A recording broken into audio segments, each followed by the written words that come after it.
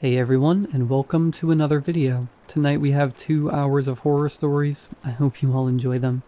If you do, please be sure to drop a like rating. Liking the video helps out immensely.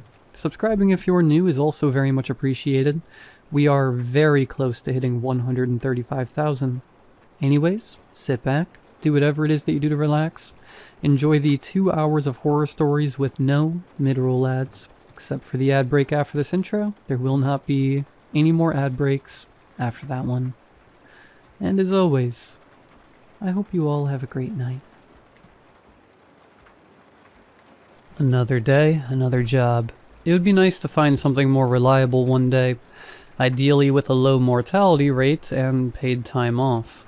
Jake and I have made our way through so many career fields that I can barely keep track at this point. We have been crime scene cleaners, construction workers, bartenders, and hell, even one-time amateur exorcists.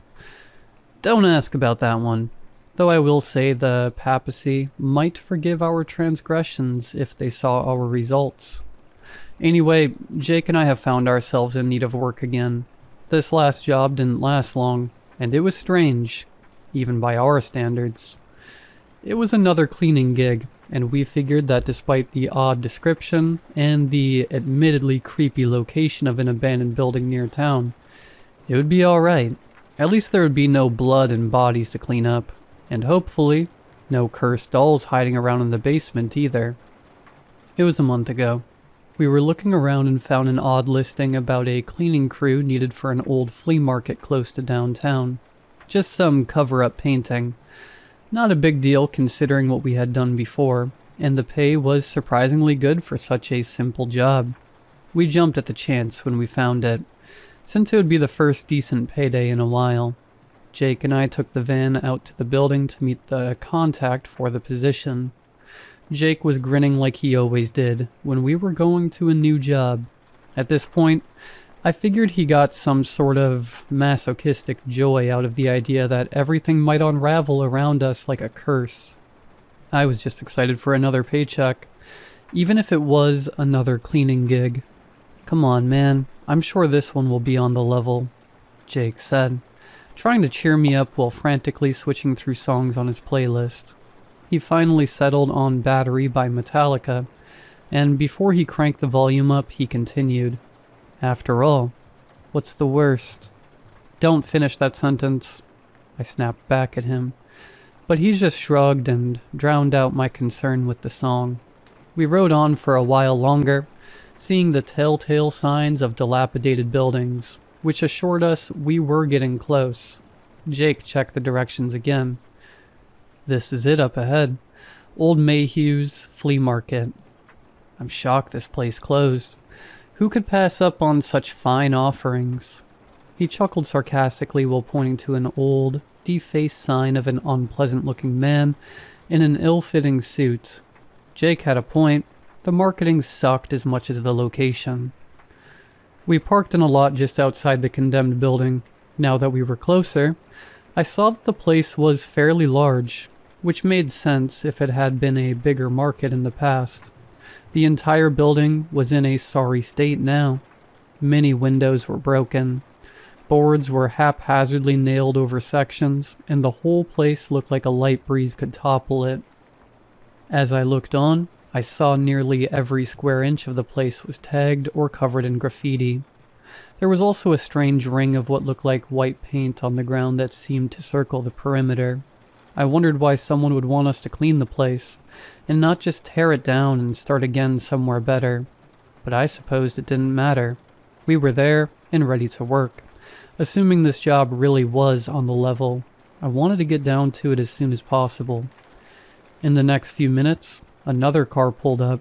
It was a well-maintained, if not a little dated Oldsmobile, still looking sharp despite its best years being behind it. A tall man wearing a cowboy hat stepped out of the car and walked over to us. "Howdy, boys. The name's Earl Mayhew. Good to meet ya."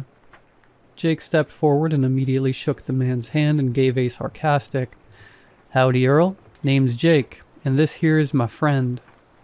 I cringed at the awful accent Jake was attempting, and hoped it would not offend our new client. Instead, Mr. Mayhew just laughed and slapped his knee. I held out my hand, and before I could say anything, Mr. Mayhew walked past me and towards the building. Well then, now that the introductions are out of the way, please follow me. I can show you the place, and you fellas can decide if y'all are interested in the job. He moved on towards the building. We shrugged and followed. Mayhew rummaged through his pocket for a moment and produced a key that he used to open a large padlock on the front door. Before stepping inside, he peeked in and looked around as if expecting something. Then he finally moved in and gestured for us to follow. I know she doesn't look like much these days, but we had a lot of good times. I just can't bear the idea of selling the place. This used to be one of the most successful flea markets in the county. We had people from all over the state, with hundreds of vendors and clients. But that was then.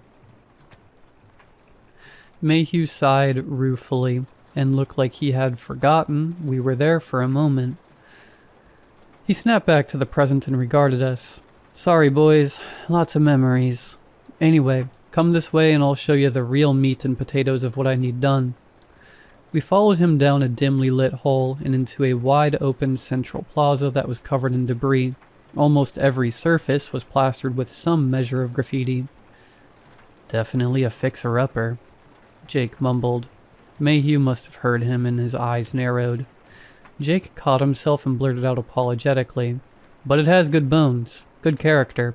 No wonder you wanted to preserve it." Mayhew nodded and continued on. Jake shot me a lame thumbs up and I rolled my eyes. We stopped again, and Mayhew looked around, examining particular walls and parts of the floor with care.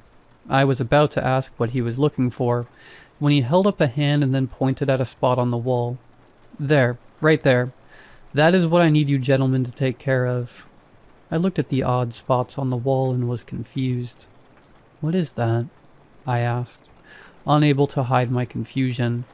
"That is what you will need to clean. This place has been turned over recently, believe it or not. I even have a crew working nights out here. No matter how much we cover it, it comes back. I need you two to cover it up before..." He paused, looking nervous. "Before what?" Jake said. "Before it changes," Mayhew finished, and we both looked at him incredulously. "Changes?" I tried to clarify. "Yes, I know it sounds crazy, but this art, if you can call it that, can change. It spreads all the time, slow and steady-like. If it's not cleaned up, it eventually transforms. When the images start forming..." Mayhew paused, and it looked like he was trying to suppress an involuntary shudder. "Well, it's best not to let it come to that. We have had some incidents before when it did." I didn't like the way he said incident. "But it won't be an issue if you are thorough. I just need you fellas to handle the paint. It has to be paint that covers it, and not any cheap paint. It seems as long as we use decent stuff, it holds it off longer. We tried throwing paint thinner at it, in case it might work to wear it down faster. Unfortunately, it wouldn't stop the spread, so I was left with gallons of the stuff that I had to store in the main hall. Once I get the funds ready, I am going to wallpaper the bejesus out of this place, and replace all the flooring and see how that thing likes it." He slapped his knee and laughed again, but stopped to cough awkwardly. I was confused. What was that thing he was referring to? It felt like there was a detail he was omitting. Mayhew straightened his jacket and continued. "So, fellas, what will it be? Just a few weeks of painting and I'm willing to pay you the whole salary of the last crew of 5 people. He held out a piece of paper and I collected it before Jake could. He looked over my shoulder and mumbled a soft, "Whoa," when he saw the pay. I tried to suppress my own excitement. It was double what we made on our last job for only a couple of weeks of work. "Count us in, sir," we said almost in unison. "Excellent, boys. Happy to do business with you. You can start tomorrow. I just have to work out a few things with the other crew, and you guys will be in business. Come by bright and early tomorrow, say 6 a.m., and we can go over the particulars." We arrived early the next day as requested. I was still feeling groggy, and I hammered back an energy drink before stepping out of the van. Jake seemed oddly energized, and leapt out as soon as we arrived, nearly tripping as we went. Mr. Mayhew was there waiting for us. He looked disturbed by something and was kneeling down with a tape measure and shaking his head. There was an odd patch of what looked like dark paint that was on the ground near the white ring. As we approached, I heard him mumbling something in frustration about an artistic B-word. I cleared my throat to get his attention and called out, "Hey, Mr. Mayhew, good morning." He looked up, and the look of concern vanished, replaced by his practiced businessman smile. "Hey boys, thanks for coming. Alright, so down to business. I'm going to go over a few things, so please save your questions for the end. I need y'all to listen and remember these things, alright?" We both agreed, and Mayhew continued. "You'll be spending most of your shift painting, not some normal painting job. Try and think of this as having a moving target.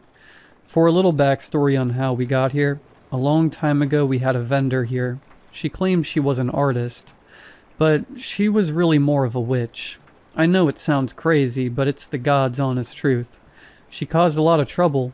Eventually she cursed the whole place when things changed in a way she didn't like. At some point she disappeared. Ever since then, this paint keeps finding its way on the walls, the ceilings, even the floors." He gestured around, and then I noticed the outline of 3 human faces staring down at us from the ceiling. They didn't have features, but the lack of eyes and mouths made them even more unsettling to look at. "Like those?"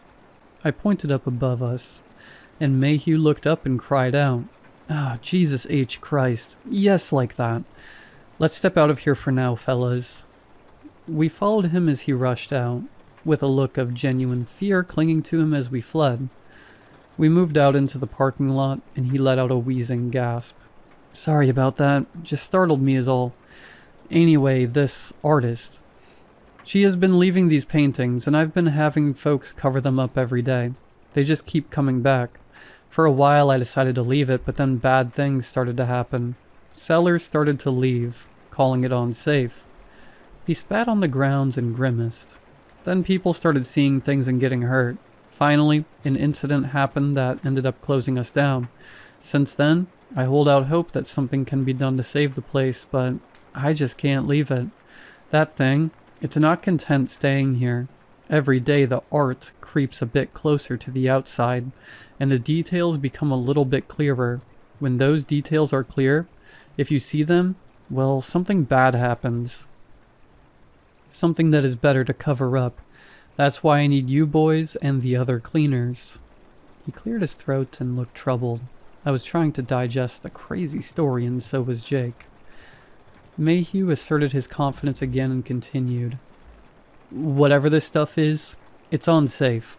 As bad as black mold and just as spreading. Paint over any and all of it that you see. Just be careful it don't spread out beyond this circle. Cover that mess up first." He pointed to a line in the lot snaking out from the building. "And the most important thing, if you see any faces or outlines like back in that room, cover them up right away. Don't wait. If eyes start to form, or worse, the mouths." He paused again, suppressing a shudder.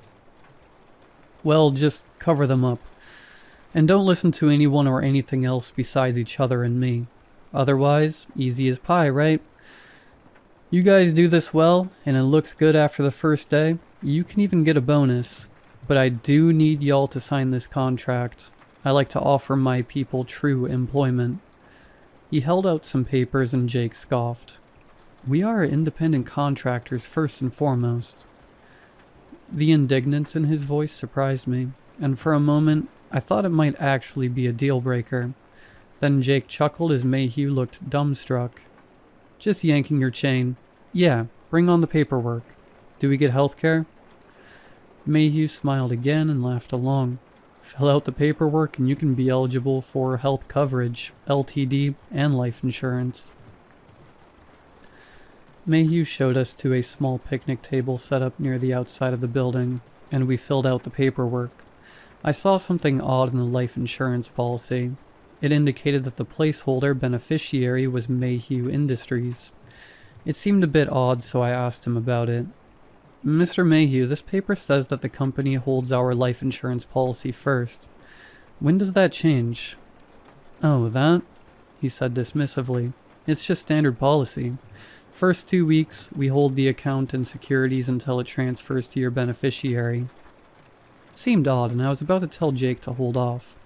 But I looked over and saw he had finished and was already handing his completed papers back to Mr. Mayhew. I laughed and then finished signing my own. After all, how bad could a painting job be? After it was all settled, Mr. Mayhew showed us to a small storage shed that had dozens, if not hundreds of cans of white paint inside.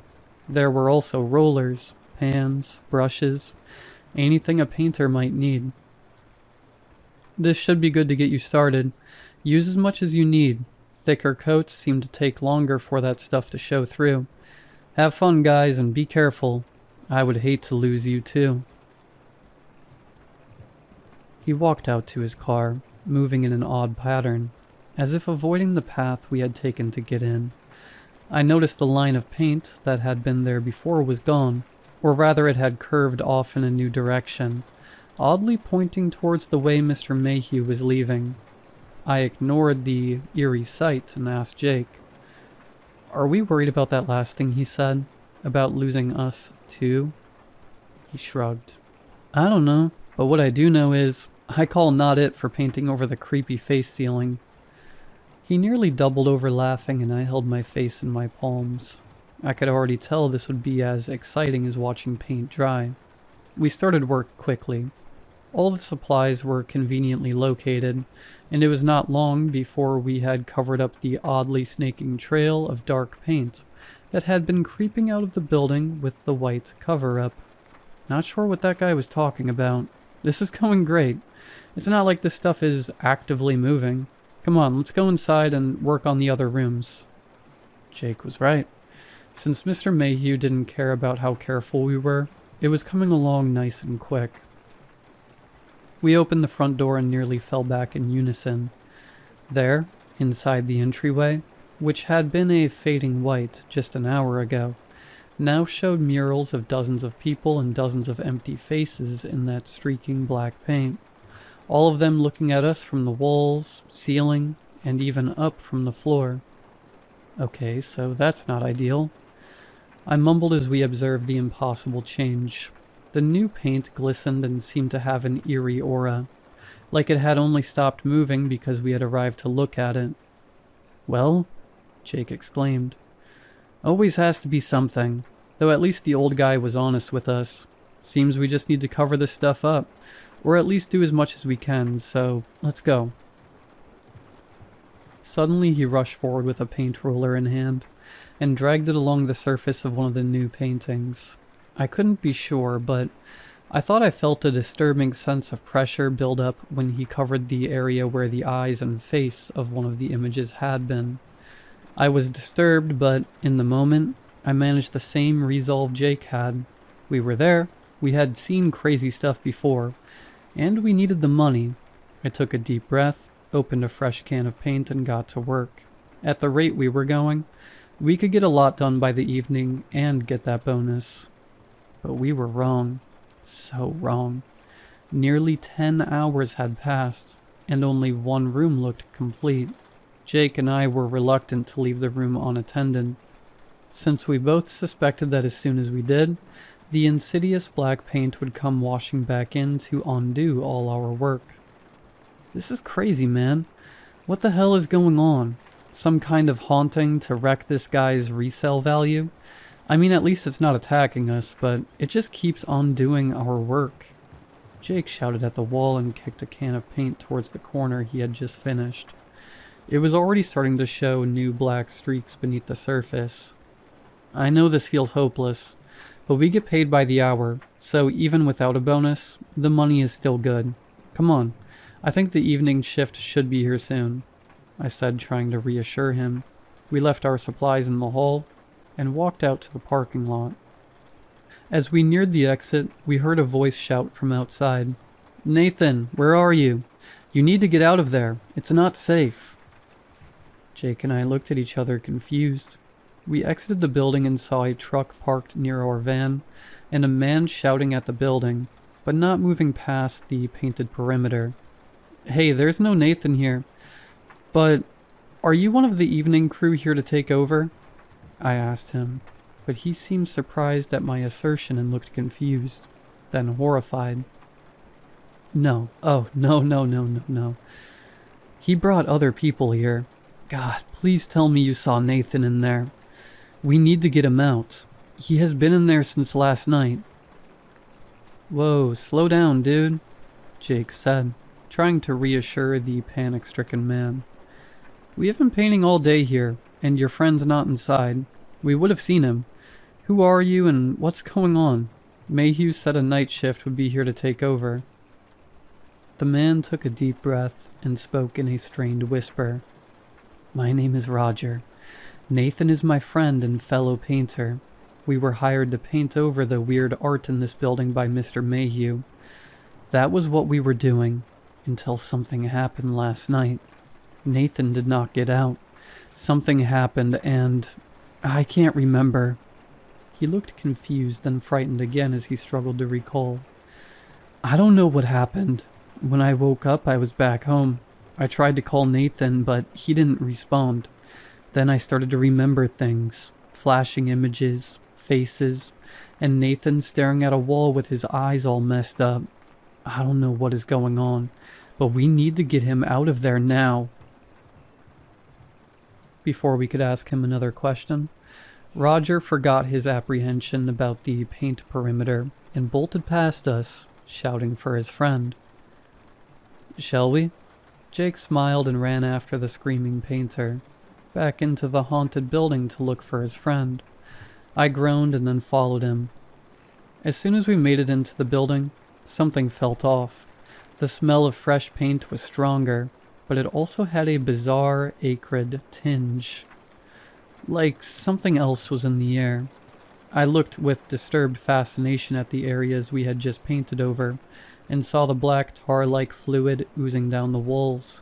Jake ignored the disturbing sight and rushed ahead, trying to catch up with Roger.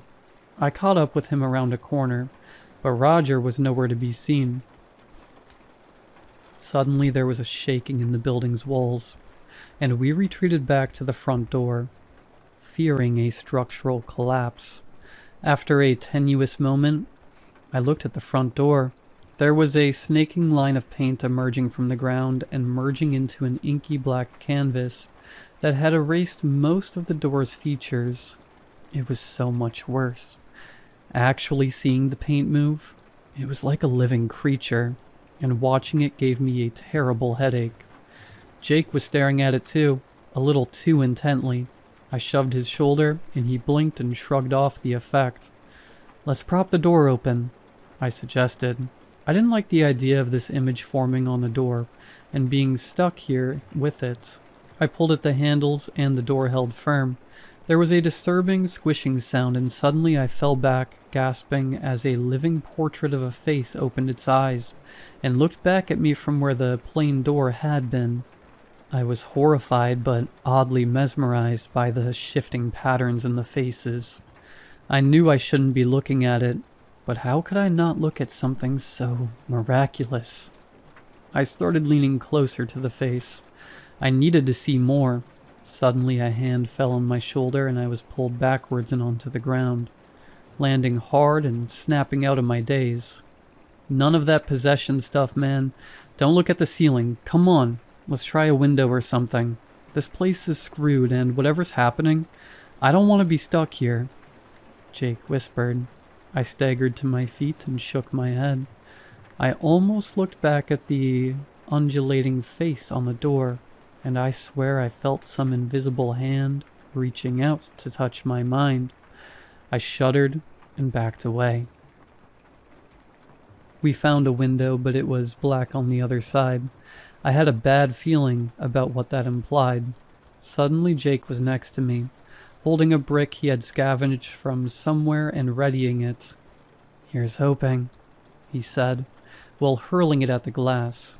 I was happy to hear the satisfying sound of shattering glass, but horrified when instead of daylight coming in, Waves of black paint began pouring from the window. "Are you kidding me?" Jake shouted in disbelief. "Come on, let's get away from this one. Maybe if we find those other guys, they can tell us what the hell is really going on, and how we can get out," I said while moving on. Eventually we heard something near the west wing and followed the dark halls to it. It sounded like low, muffled gasps of pain, and when we emerged into the room, we saw something horrifying. Roger was there, splayed out and cut open by something. His body was positioned like a morbid statue, and a terrible wound was gouged into his torso, which looked like it had almost disemboweled him. Horrifically, he seemed to still be alive. We approached slowly, and he mumbled a weak groan of agony. "Holy, what happened here?" Jake managed to spit out, and I echoed the sentiment. We got closer, and Roger's eyes finally rolled forward out of the back of his head and faced us. He groaned and mumbled, and we could tell he was trying to speak. "Go. Not safe.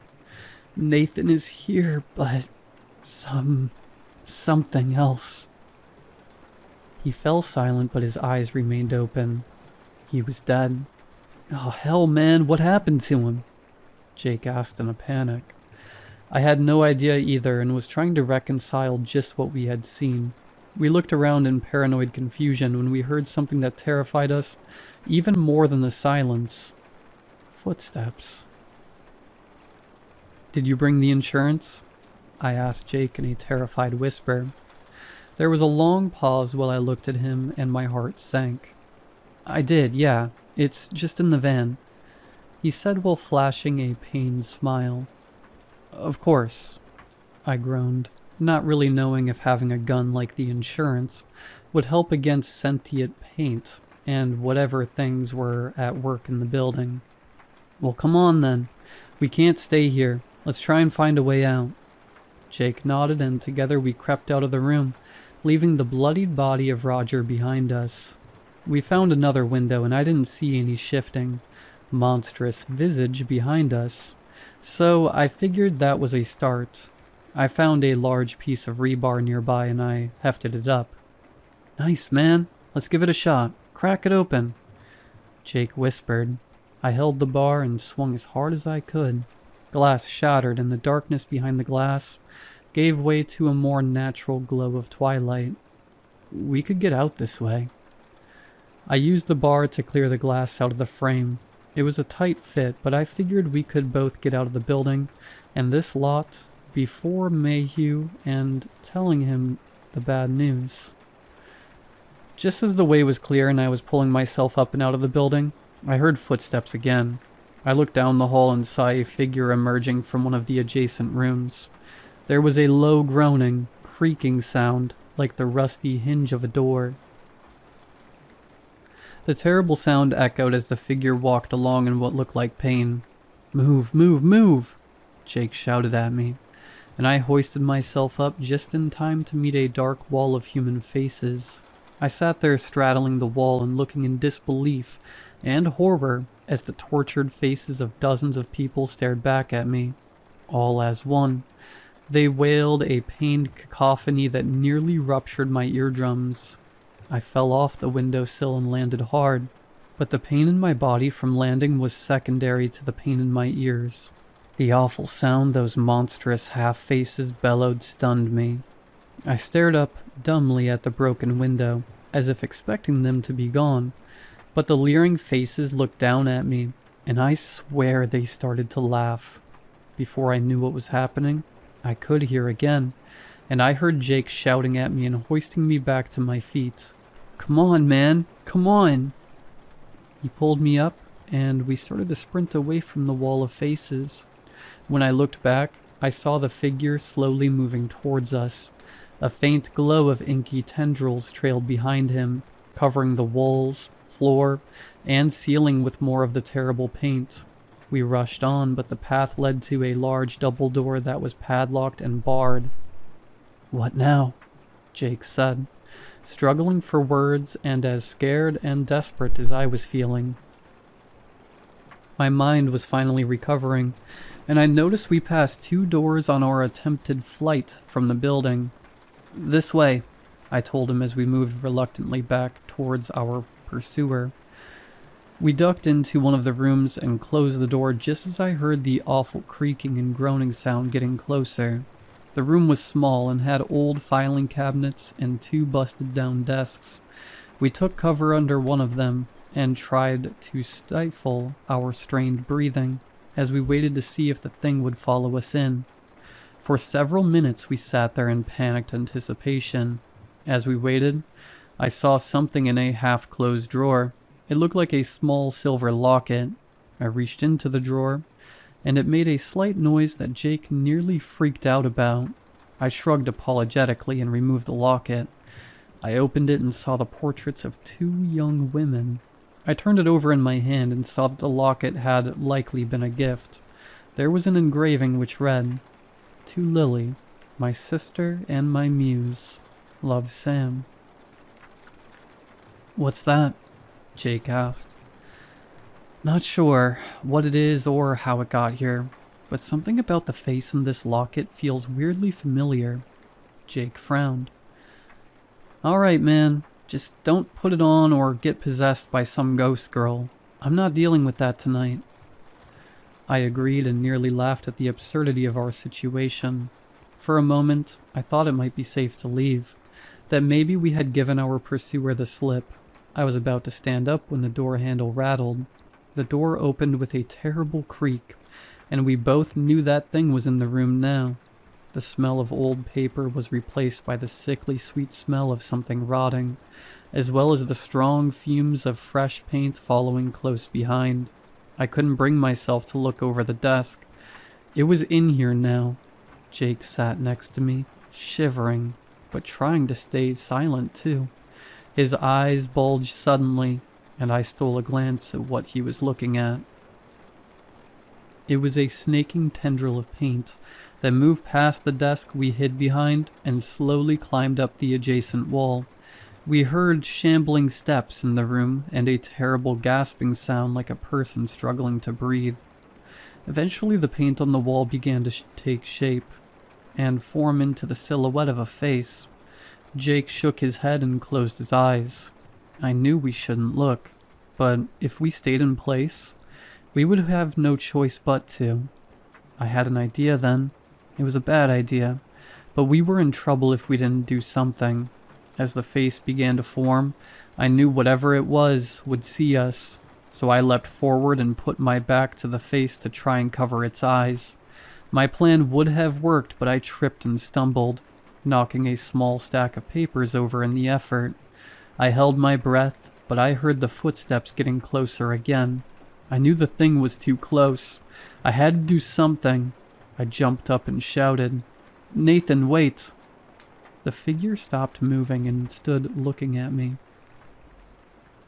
In the dim light, I finally saw its features, and it took all my willpower to meet its gaze.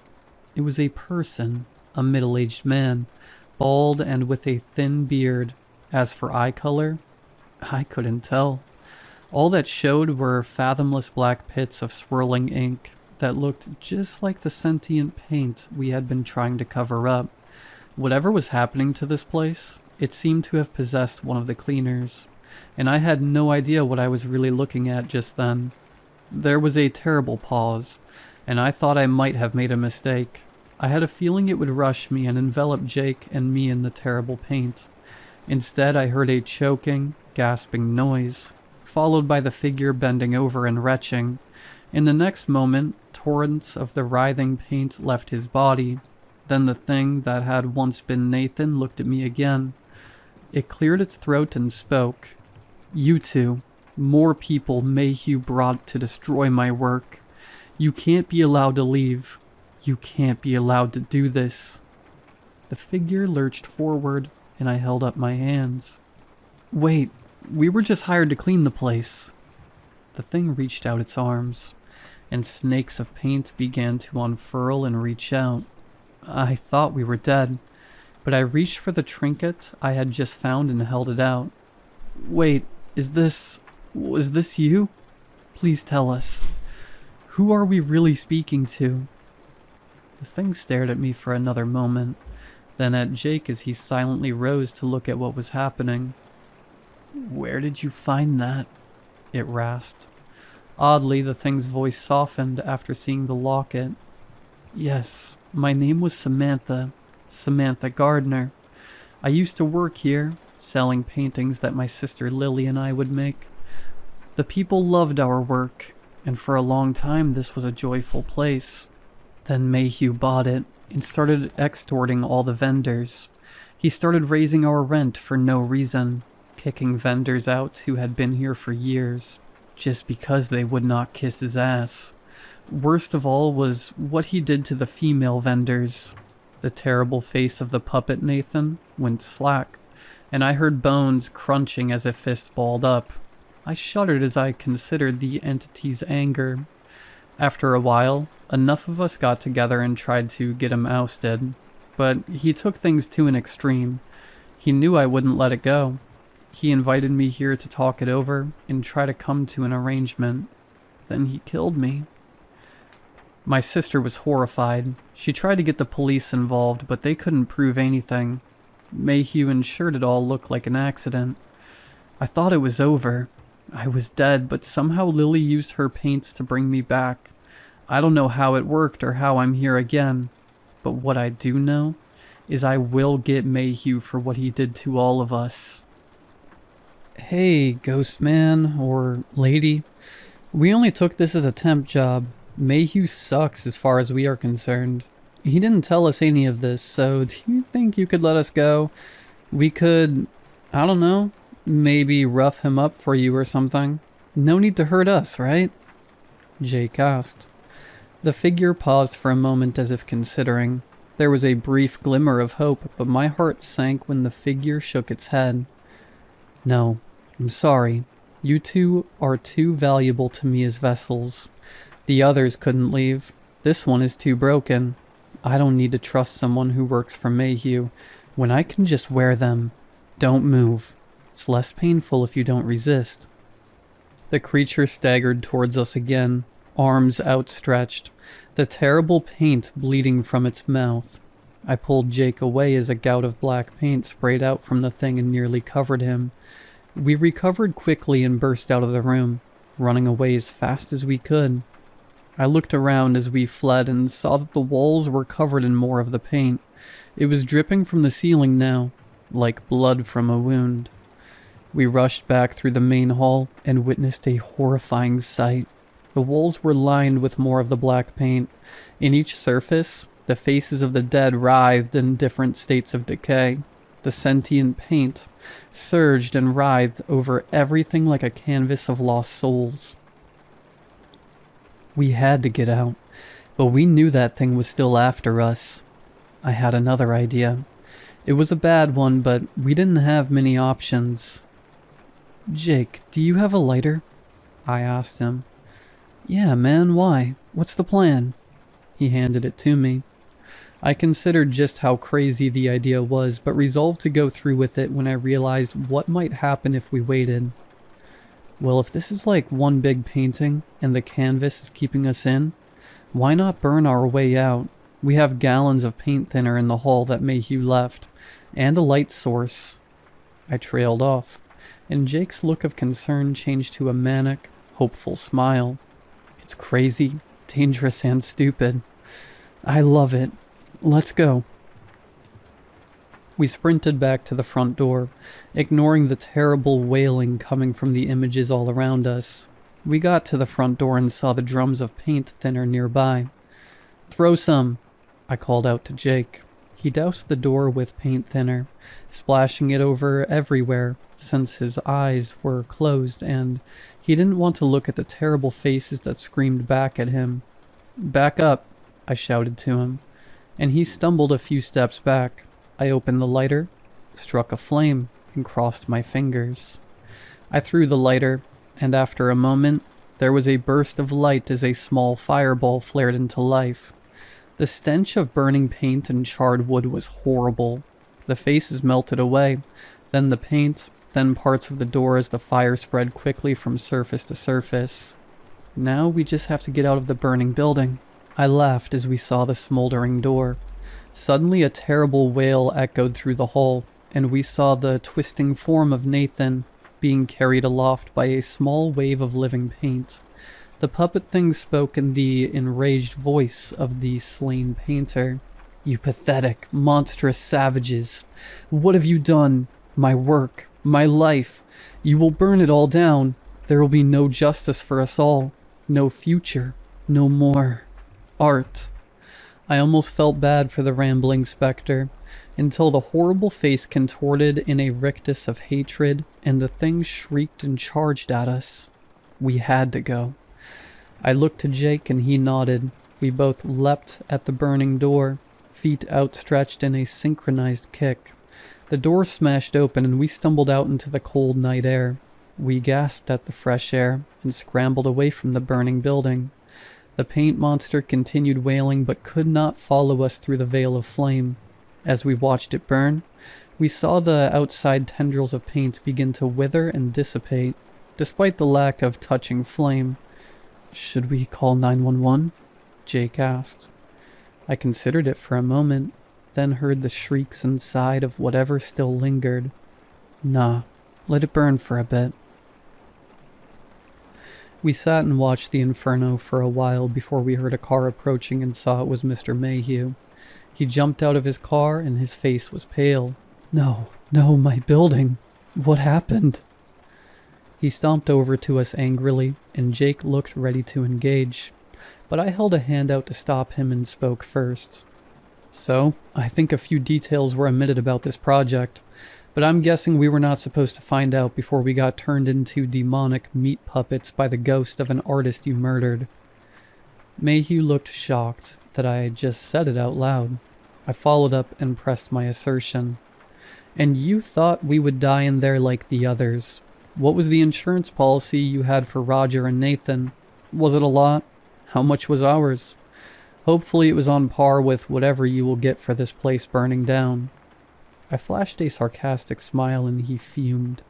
Mayhew looked indignant and started to respond. "No, it's not like that. The job needed to be done to keep me." He stopped and corrected quickly. "I mean to keep the business safe. The money just helped cover the expenses. It's not my fault they couldn't listen and stay safe." At that point, Jake was done with words, and just as Mayhew was looking smug at his own sense of superiority, Jake punched him hard in the face. The big man staggered and fell down. Jake was about to follow up, but I held him back when I saw Mayhew had drawn a gun on us. He looked up at Jake with a bloody nose and hatred burning in his eyes. "I ought to kill you for that, but first responders are probably on the way, and it wouldn't look good for the public. Plus, I think the fire may have contained it. I never thought to try before since I couldn't be sure. Didn't want to let it out, but I think it's gone." He looked around and smiled. "So I will let y'all leave, but if you so much as say anything about this, I swear I will." I interjected, pulling Jake away from jumping at the man again. Yeah, we won't. Go to hell, you greedy son of a..." I pulled Jake away and took a few steps back from Mayhew, who huffed and put his gun away. He mumbled something about lawyers and got back in his car. "We just going to let this murderer get away like that?" Jake said indignantly. I felt an odd tingling in my pocket and removed the silver locket. I looked at it and smiled. "No, it's fine. He can leave, but he won't be escaping justice in time." Jake looked confused as I bent down to collect the small scrap of paper that lay by his feet. I wrapped the paper around the small locket and felt a disturbing sense of energy. I broke into a run and moved quickly up to the Oldsmobile as Mayhew was departing. I slipped the small fragment of paper into the seam of his trunk right before the car sped off. Jake ran up, looking confused. "What was that?" he asked. I held up a hand and pointed to Mayhew as he drove away.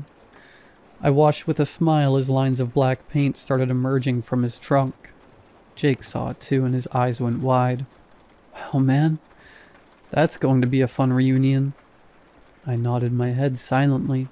Jake and I waited for a bit, then turned back to the van as we heard a crushing sound in the distance, followed by gunshots and a scream. Do you think we could get proper jobs as painters, just to try it out?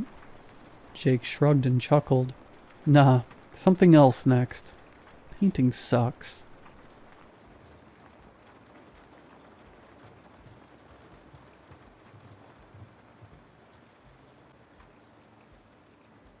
I'm scared of water. I know what you're probably thinking. You're scared of water, but you swam in the lake at your summer camp. I can assure you I wasn't always afraid to go into the water. My fear stems from my childhood, from a traumatic incident that I've done my best to bury as the years have gone by. But no amount of therapy, self-medication, or soul-searching can erase or make sense of what I experienced. So this is my attempt at making peace with everything. Whether or not you choose to believe me is up to your discretion, but before you draw your own conclusions about me, about everything, please read to the end. I was 12 years old when I went to spend the summer at Camp Moonflower. It was something that I hadn't done before, but my parents insisted that I spend a few months outdoors with kids my age, instead of staying holed up in my room and playing video games. That's how I ended up on a campground surrounded by a bunch of energetic, loud-mouthed kids. Kids that made me feel comfortable with being a wallflower. Those first few days and nights at camp were unexpectedly fun. I did the activities, lip-synced the camp sing-alongs, and acquired a few nasty sunburns along the way. But just as I was truly getting into the spirit of camp, I overheard some of the older kids at lunch one afternoon talking about Camp Moonflower's Lake. I don't remember the exact words verbatim, but here's my best attempt at recalling what I had heard that day. Moonflower Lake. Are you high, John?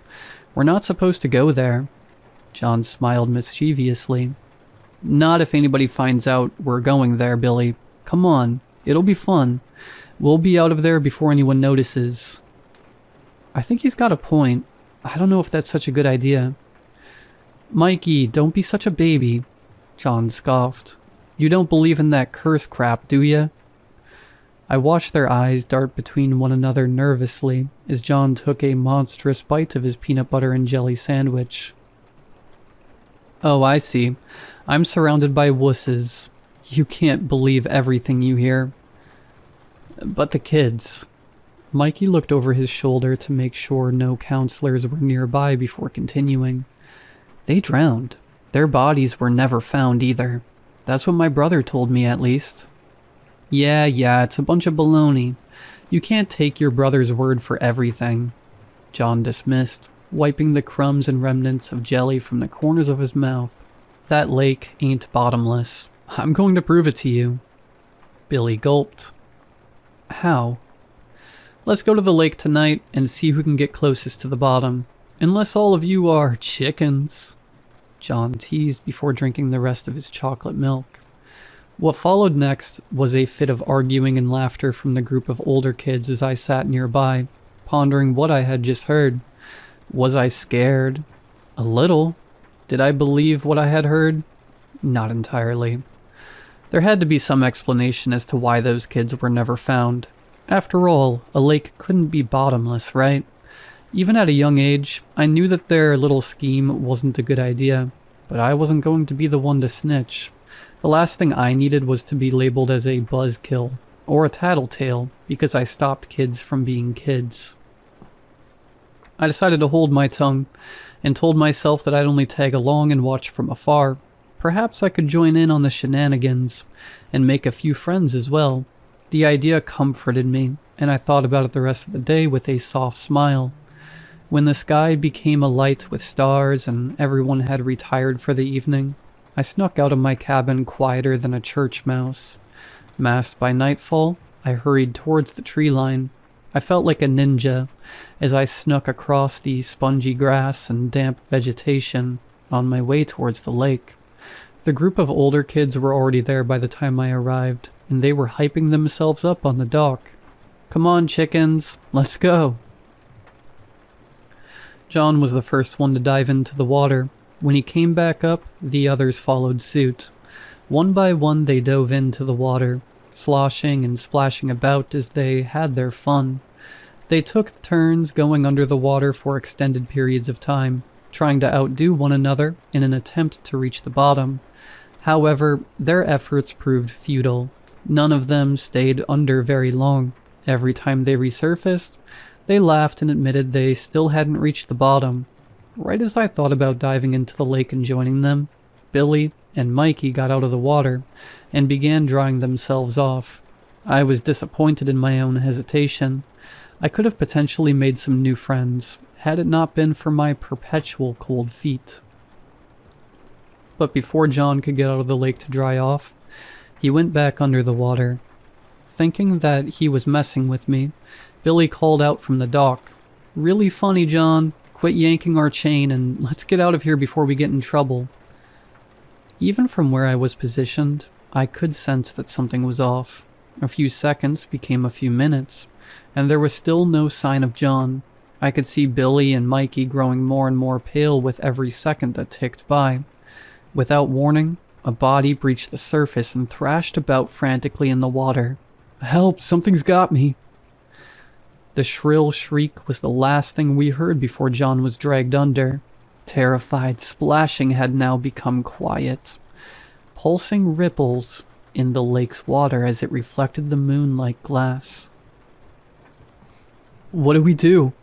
Mikey's voice cracked as he looked at Billy for an answer. Billy looked whiter than a bedsheet as he stammered a solution he couldn't get out. I...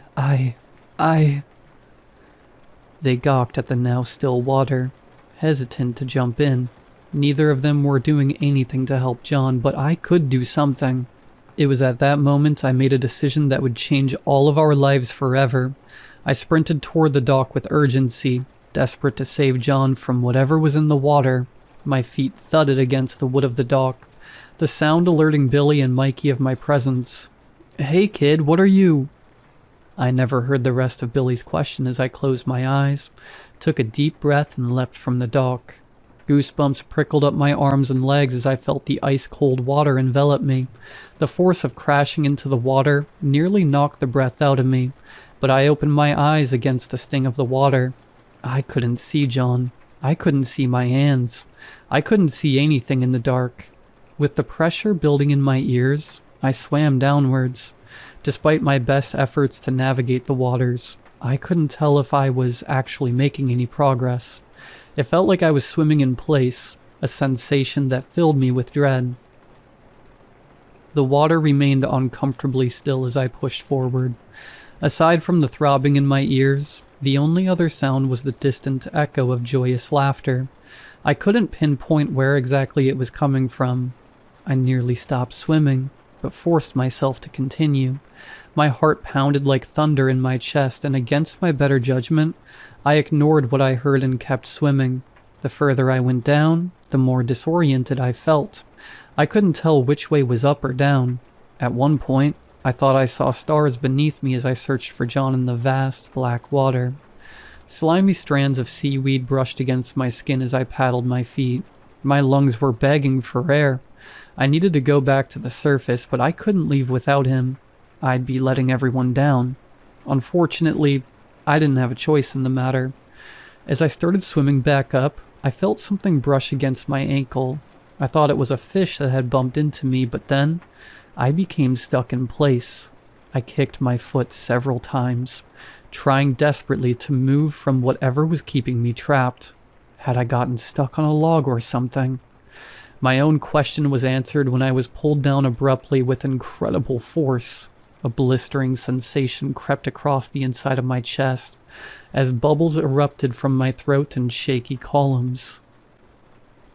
With every desperate movement I made to wiggle free, my air supply continued to dwindle.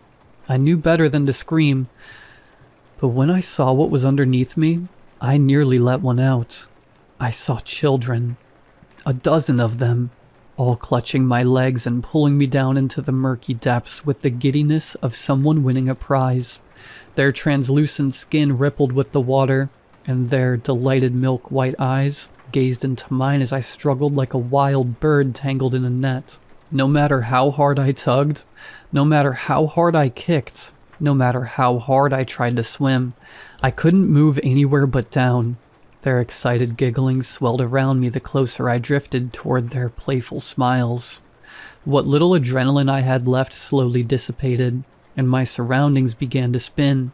My body felt as heavy as an anchor as I descended deeper into the underbelly of the lake. Suddenly, one of the children drifted closer than the others, until his face was mere inches from mine. The moment I recognized him, every remaining shred of hope inside of me died. It was John. His soaked hair floated weightlessly around his pale face as a terrible excitement glistened in his eyes. The children gathered around me in a curious circle, their laughter echoing through the water like a playground during recess. From the looks on their faces, they appeared to be thrilled to finally see me up close. A new friend. The words extinguished every thought in my mind. I couldn't breathe. Tiny, pellucid hands tightened their grip around my legs and dragged me deeper into the endless cold void below.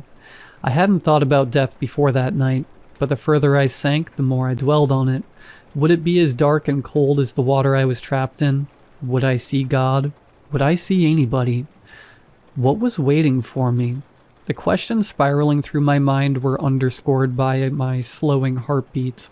The lake around me distorted into bleary shapes and broken prisms of light. Somewhere beneath all my fear, a small but traitorous part of me stopped resisting. Maybe dying wouldn't be the worst outcome, if it meant I wouldn't be alone down here.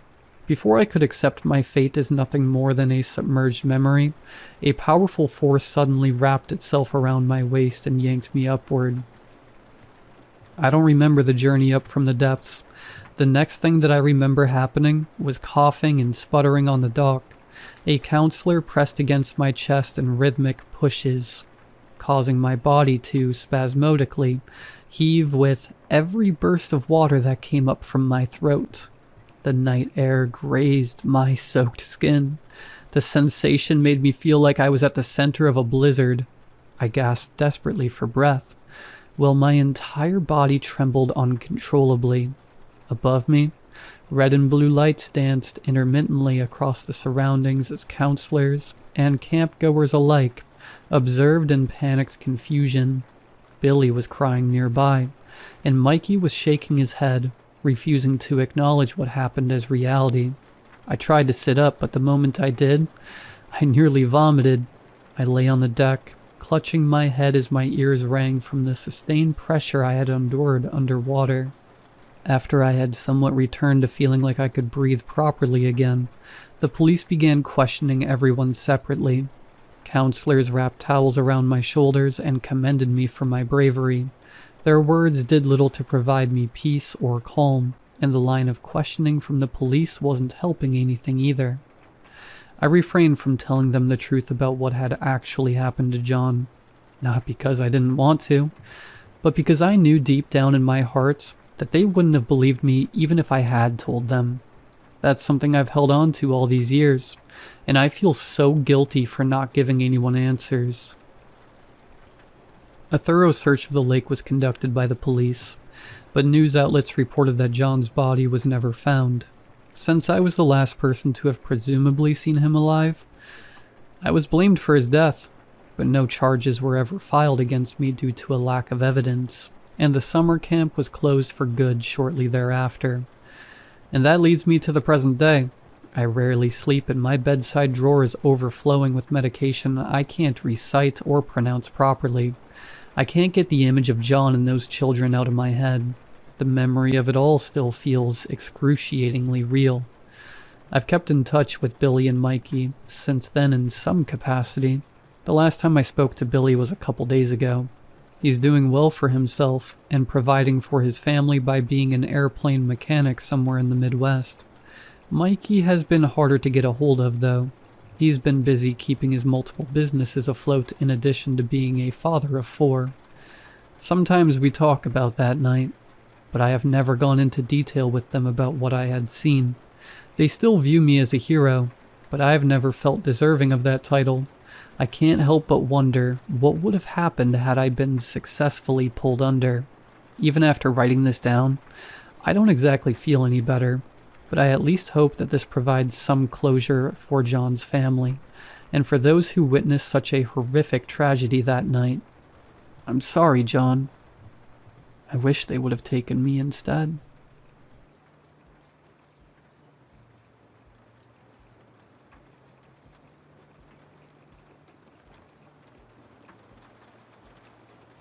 We're getting a kitty! We're getting a kitty!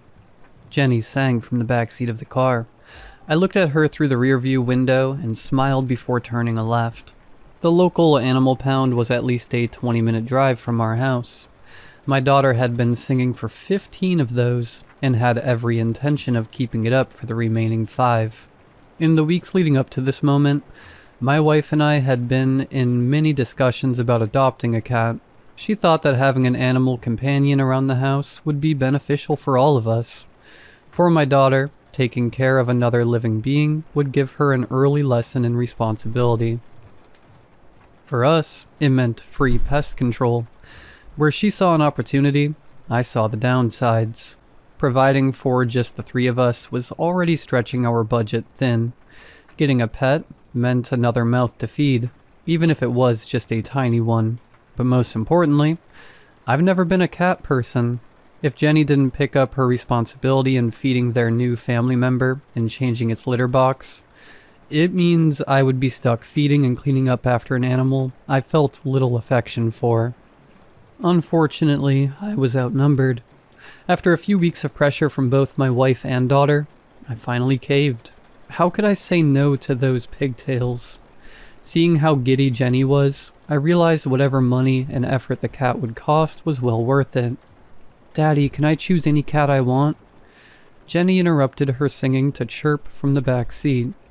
I replied. My attention divided between traffic and coming up with a safe answer. Let's choose one together, okay? My main concern was getting a critter that could at least earn its keep by catching mice. The answer seemed to satisfy Jenny. She didn't argue, but instead went back to singing, kicking her feet and looking through the window as the animal shelter came into view. As we entered, we were greeted jovially at the counter by a middle-aged man wearing jeans, work boots, and a polo shirt with the shelter's logo on the chest. The shirt looked like it had seen the inside of a washing machine too many times. The man looked like he'd seen every cat, dog, rabbit, bird, and fish that came through the shelter with his own eyes.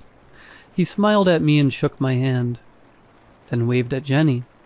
Good morning and welcome. I'm Gary. How can I help you two today? Jenny responded before I could. We're getting a kitty. Is that so? Gary asked in the exaggerated tone typical for an adult talking to a child. Well, I'm sure we can help with that. As he said this, he directed his attention to me, and his tone became more formal, albeit still jovial. Anything specific you have in mind? Well, it's up to her. I said so with a forced enthusiasm that the man picked up on. I just want something that's not too high maintenance, and a good mouser if possible. Gary smiled and nodded. He had tempered his own joviality a bit as he walked over to the door on the right. He swiped the access drop hanging from his belt across the scanner. There was an audible zoom, followed by a click as the door unlocked. Gary opened the door and positioned himself next to the opening, extending his arm inside as a gracious motion. Very well, let's see if we have something that you like. Jenny and I entered, with Gary closing the door behind us and following suit. We walked through a gray concrete hallway. The smell of cat litter filled my nostrils, and I could hear the distant sounds of dogs barking. We soon reached a T-junction. To the right is where we keep the cats. Nothing could prepare me for what came next. We rounded the corner. To my left, through a wide window, I could see into a large communal cat room, and sitting in the middle of that cat room, amongst various cats and surrounded by toys, cardboard boxes, and scratching posts, was a man. A man wearing a cat suit. I stopped dead in my tracks. What the? I cut myself off before saying the last word, mindful of adding yet another swear word to Jenny's vocabulary. My sudden halt almost caused Jerry to bump into me. Looking up in surprise, he followed my gaze to see what I was looking at. Oh, that's just old Tibbles. I looked at Gary and back at the man in the cat suit again. This Tibbles, had noticed us and was looking back at us with a blank stare. His cat suit, a full bodysuit that covered everything but his face, hands, and feet, looked cheap. Like something you'd order off of a cheap web shop. It was dirty and covered in stains. The man had a narrow face with a messy beard. A few bangs of sweaty, dirty blonde hair escaped the constraints of the suit, where it fitted around his skull. The whole thing was tight-fitting, causing it to clamp tightly around the skin of his face. His hands and bare feet were stained with dirt and ended in long, yellow, cracked nails. He gave Gary and my daughter a blank stare before finally resting his blue, bulging, veiny eyes on mine in a prolonged gaze. Then he placed both hands on the ground and, on all fours, scuffled towards one of the water trays. He lowered his head towards the tray, opened his mouth, and began lapping up water with a pink, fleshy, all too human tongue. I stared at the spectacle, mesmerized. Gary's words echoed in the background, my mind barely registering them. Tibbles has been with us for a long time. He's a tough old tomcat, been on the streets for a good few years. He looks a bit worse for wear, but he's honestly one of our most well-behaved cats. I snapped back into reality. Is this some sort of a joke? I asked, turning to Gary. The initial shock replaced itself with frustration. If so, I don't think it's very appropriate for children. Do you? Gary, visibly taken aback by my accusation, fumbled for words. Joke? I'm not sure what you mean, sir. I looked back over my shoulder at the cat room again. Tibbles had finished drinking and was now using his foot to scratch himself behind the ear. A feat of flexibility that was above most people. Jenny, meanwhile, had pressed her face against the glass. I returned my gaze to Gary, who looked at me with raised eyebrows and a blank expression. Everything about him hinted at genuine confusion, not a single sign of some practical joke or malicious intent. Then Jenny spoke the very words I had dreaded hearing. Daddy, can we take Tibbles home with us? I spun around. What? No, of course we're not taking that thing home with us. Jenny was visibly startled by my angry outburst. Tears began welling up in her hazel brown eyes. But I want Tibbles. Gary chimed in again. Sir, I get that he looks a bit rough around the edges, but I can assure you that Tibbles is, like I said, a very well-behaved cat. He's good with kids, very affectionate. He's had all his shots, and he's in good health. Well, aside from some scars. Fights with alley cats in his past life and all that. I just stared at Gary, lost for words. In the background, Jenny was softly crying. Tibbles was sniffing below the tail of some other cat, and I was stuck between feeling repulsed and feeling like the bad guy. The ride home was horrible. 20 minutes of Jenny crying softly in the background. Where it had been sunny on the way to the shelter, dark clouds now loomed overhead, as if the heavens were banding together to set the perfect backdrop to our mood. My daughter had whined and then begged to take Tibbles back home with us. Then, when she finally realized I wouldn't budge on the matter, she had thrown herself to the floor and started throwing the mother of all tantrums. The attendant, Gary, hadn't helped in the matter. Well, he did offer to let us take a look at some other cats. At no point did he even acknowledge that anything was off. Sweetie? I asked. No reply. Sweetie, I get that you're upset, but we can't just take a strange man home with us. Jenny's tearful eyes didn't meet mine, instead being fixed out of the window as if counting each mile that our journey put between Tibbles and her. Tibbles isn't a man. Tibbles is a kitty, she demanded. I rolled my eyes. I wasn't going to win this battle. When we got home, as soon as I opened the door, Jenny brushed past me and angrily stomped upstairs, slamming the door to her bedroom. "Honey, what's wrong?" My wife Holly's voice sounded from the living room. I entered to find her on the couch. She'd just put her show on pause and regarded me quizzically. "Where's the cat? And why is Jenny in such a bad mood?" I sighed and crashed into the couch next to her. "You'll never believe what we went through." As I recited today's events to my wife, her look became more and more incredulous. I couldn't blame her. When I was done, she blankly stared at me for a few seconds before finally mustering a plain, "What?" I know, it sounds ridiculous. I rested my head against the fabric. Wouldn't believe it myself if I hadn't just seen it. "That's messed up," Holly finally said. I was glad she believed me. We'd been together long enough for us to know when the other was being serious. Who the hell plays a prank like that on a 6-year-old? "Maybe they get off on that kind of stuff," I mumbled, more to myself than to her. Now that I had vented my frustration, I just felt tired. "I swear I'm calling them back tomorrow to give them a piece of my mind." Holly nodded along at first, and then perked up from the couch, a dead giveaway that an idea had formed in her head. "I'm off work tomorrow. How about I go there with Jenny? Throw a fit to that guy's superiors.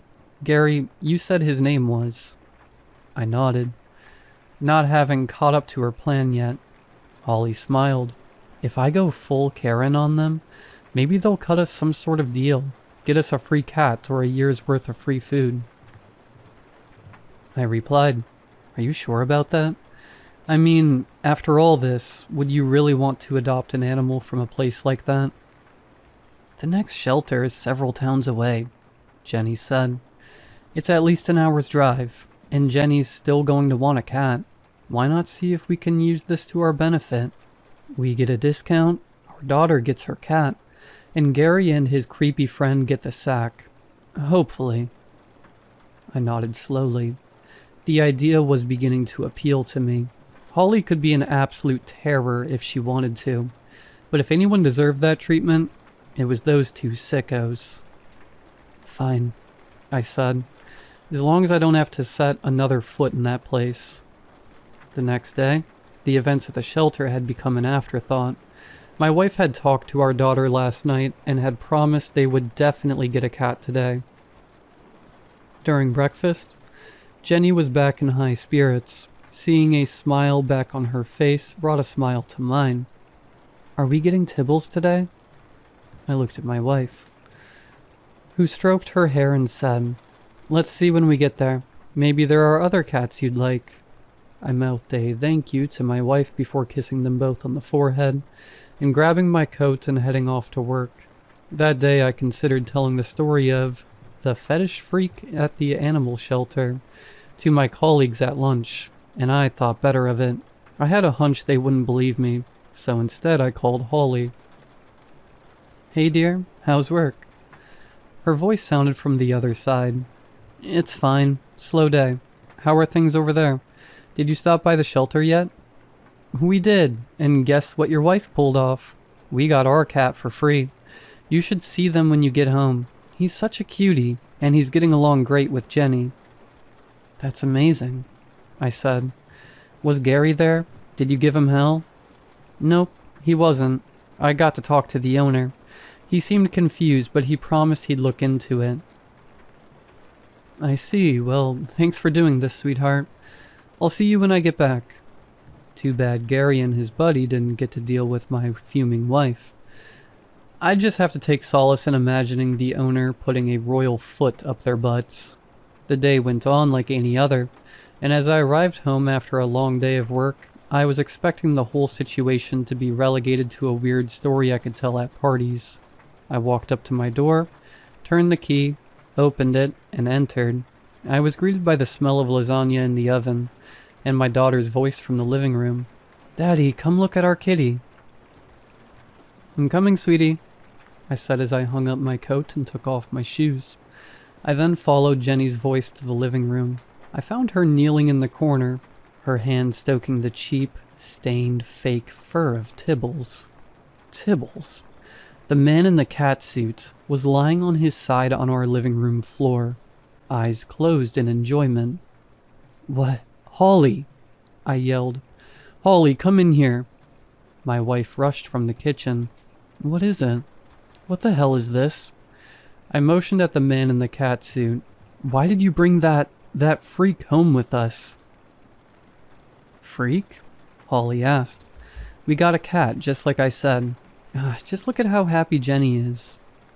"Tibbles is my best friend," Jenny chimed in as she wrapped her arms around Tibbles' chest. The sight sickened me. "Jenny, get away from that thing."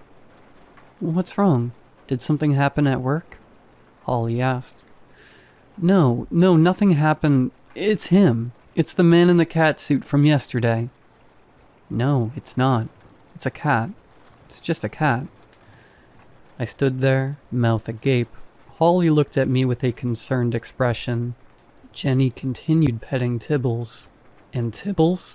Tibbles began purring, like a man would purr when imitating a cat.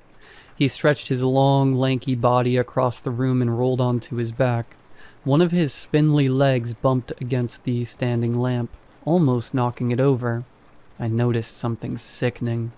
Back in the animal shelter, it had seemed like Tibble's cat suit covered his whole body except his face.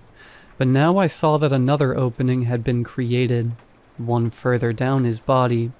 Near Tibble's crotch and rear, the fabric had been cut open, revealing his bare buttocks and member, which lay flaccid between his legs, exposed for my daughter to see. Tibbles then noticed me. He rolled over to his stomach and raised himself on all fours. Meow. A deep, male voice pitched higher in order to come closer to a cat's natural cadence. I stood there, frozen, as it lumbered over to me and rubbed its dirty, sweaty forehead on my leg. "Look, Daddy," Jenny said. "Tibbles likes you." I need a moment," I said as I brushed past them. I rushed up the stairs into my office and closed the door behind me. I felt nauseous. What was happening here? Why couldn't they see? Was this some sort of sick prank at my expense? It seemed unlikely. There was no way Holly would go this far, and even involve our daughter in some messed up jest. I took out my phone. I considered calling the police, but first, I called Frank. Frank had been my best friend since high school. We played football together, went to the same college, and stayed thick as thieves ever since. We'd been each other's best man at our respective weddings, and while Holly was my life partner, there were certain areas in life where the only one who understood a man was another man, where you needed a brother more than you needed a wife. Frank was like that brother. And of course, he didn't pick up right away. He was probably having dinner with his family. I called him again, hoping he'd get the message that it was urgent. Thankfully, he did. "What's up?" I heard his familiar voice on the other side. "Frank, listen, man, I'm in a situation, and I just need someone to verify that I'm not losing my mind." "Can this wait for 10 minutes? We're having my folks over for dinner, and..." "No, it can't wait. There's this sick guy in a cat suit, and he's with my daughter, and..." "Hold up," Frank interrupted me. In the background I heard the sound of wood scraping against tiles, followed by footsteps. "Cat suit? What are you on about?" For the second time in only 2 days, I struggled to explain a scenario too bizarre for words. Only this time I needed to be fast with it. I didn't want to leave my daughter alone with that weirdo for any longer than I had to, so I skimmed over most details, getting the point across as quickly as possible and with the bare minimum of information. "And now this guy is down there with Holly and Jenny?" Frank asked. "Yes," I said. "And they're both acting like nothing is wrong." "Dude, you should call the police," Frank said. "And before you do, send me a photo, for evidence, in case the guy makes a run for it." "All right, will do." I thanked him and hung up. I had been pacing across my office, focused on finding the right words to describe what was happening. Doing so, I hadn't noticed things had gone quiet downstairs. Had something happened? Was the guy in the catsuit gone? Or had something worse transpired?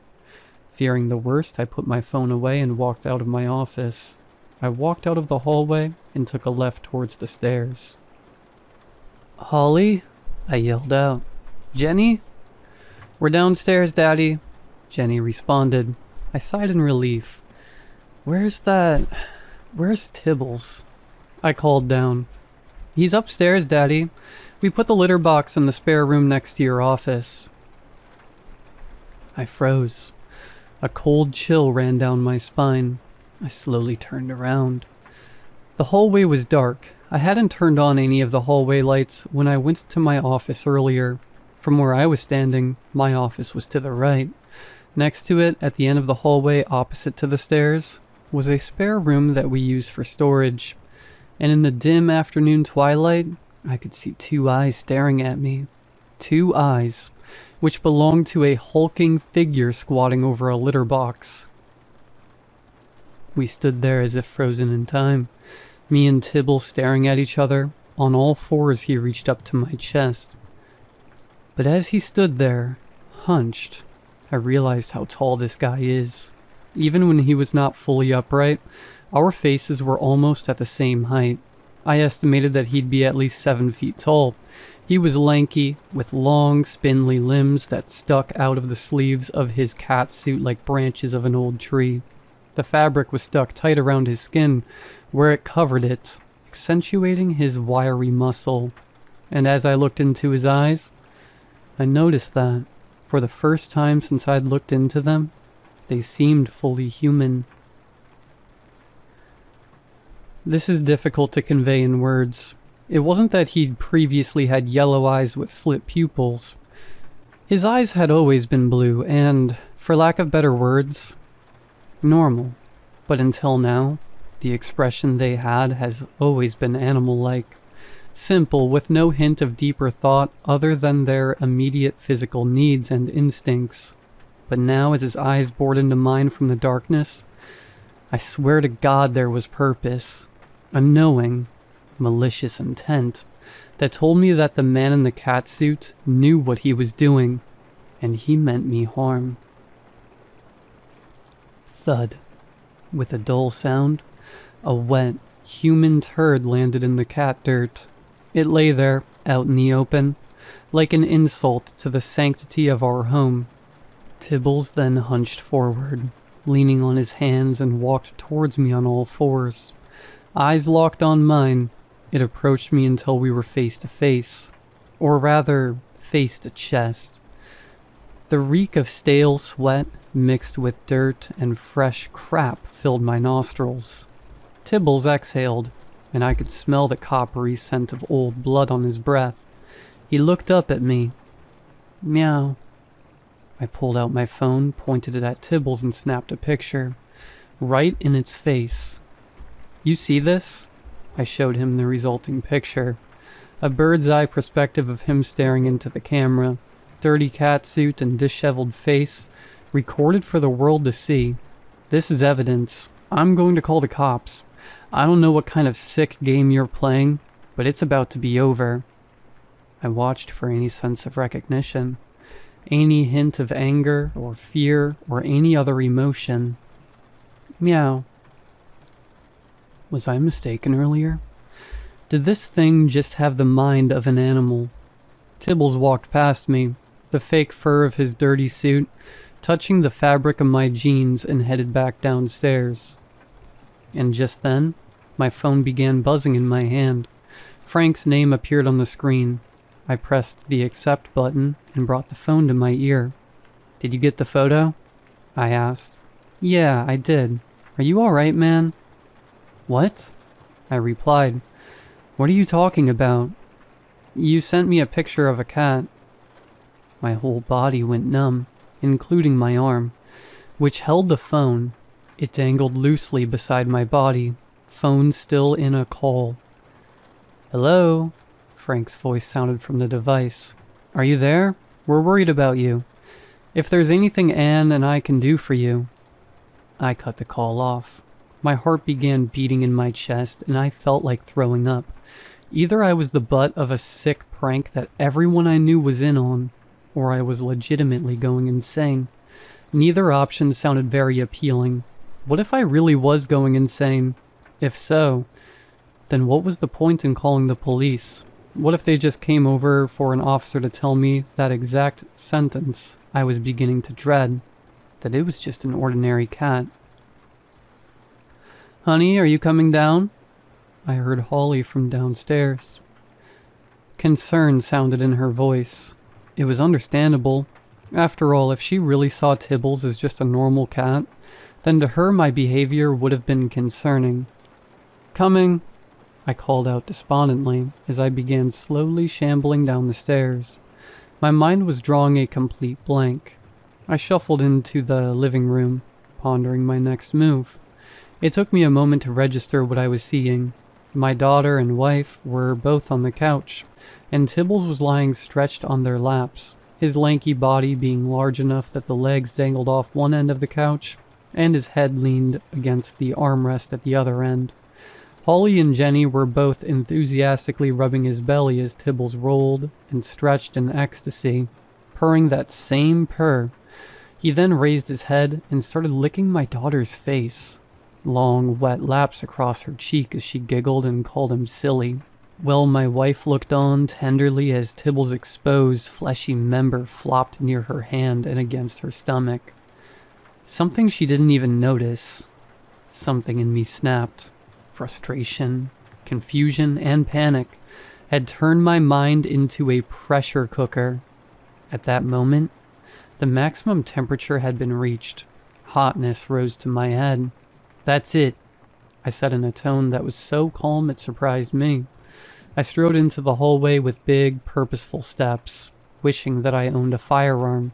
But since I didn't, I settled for the heavy, iron baseball bat we kept in the umbrella bin, a last resort against potential home invaders.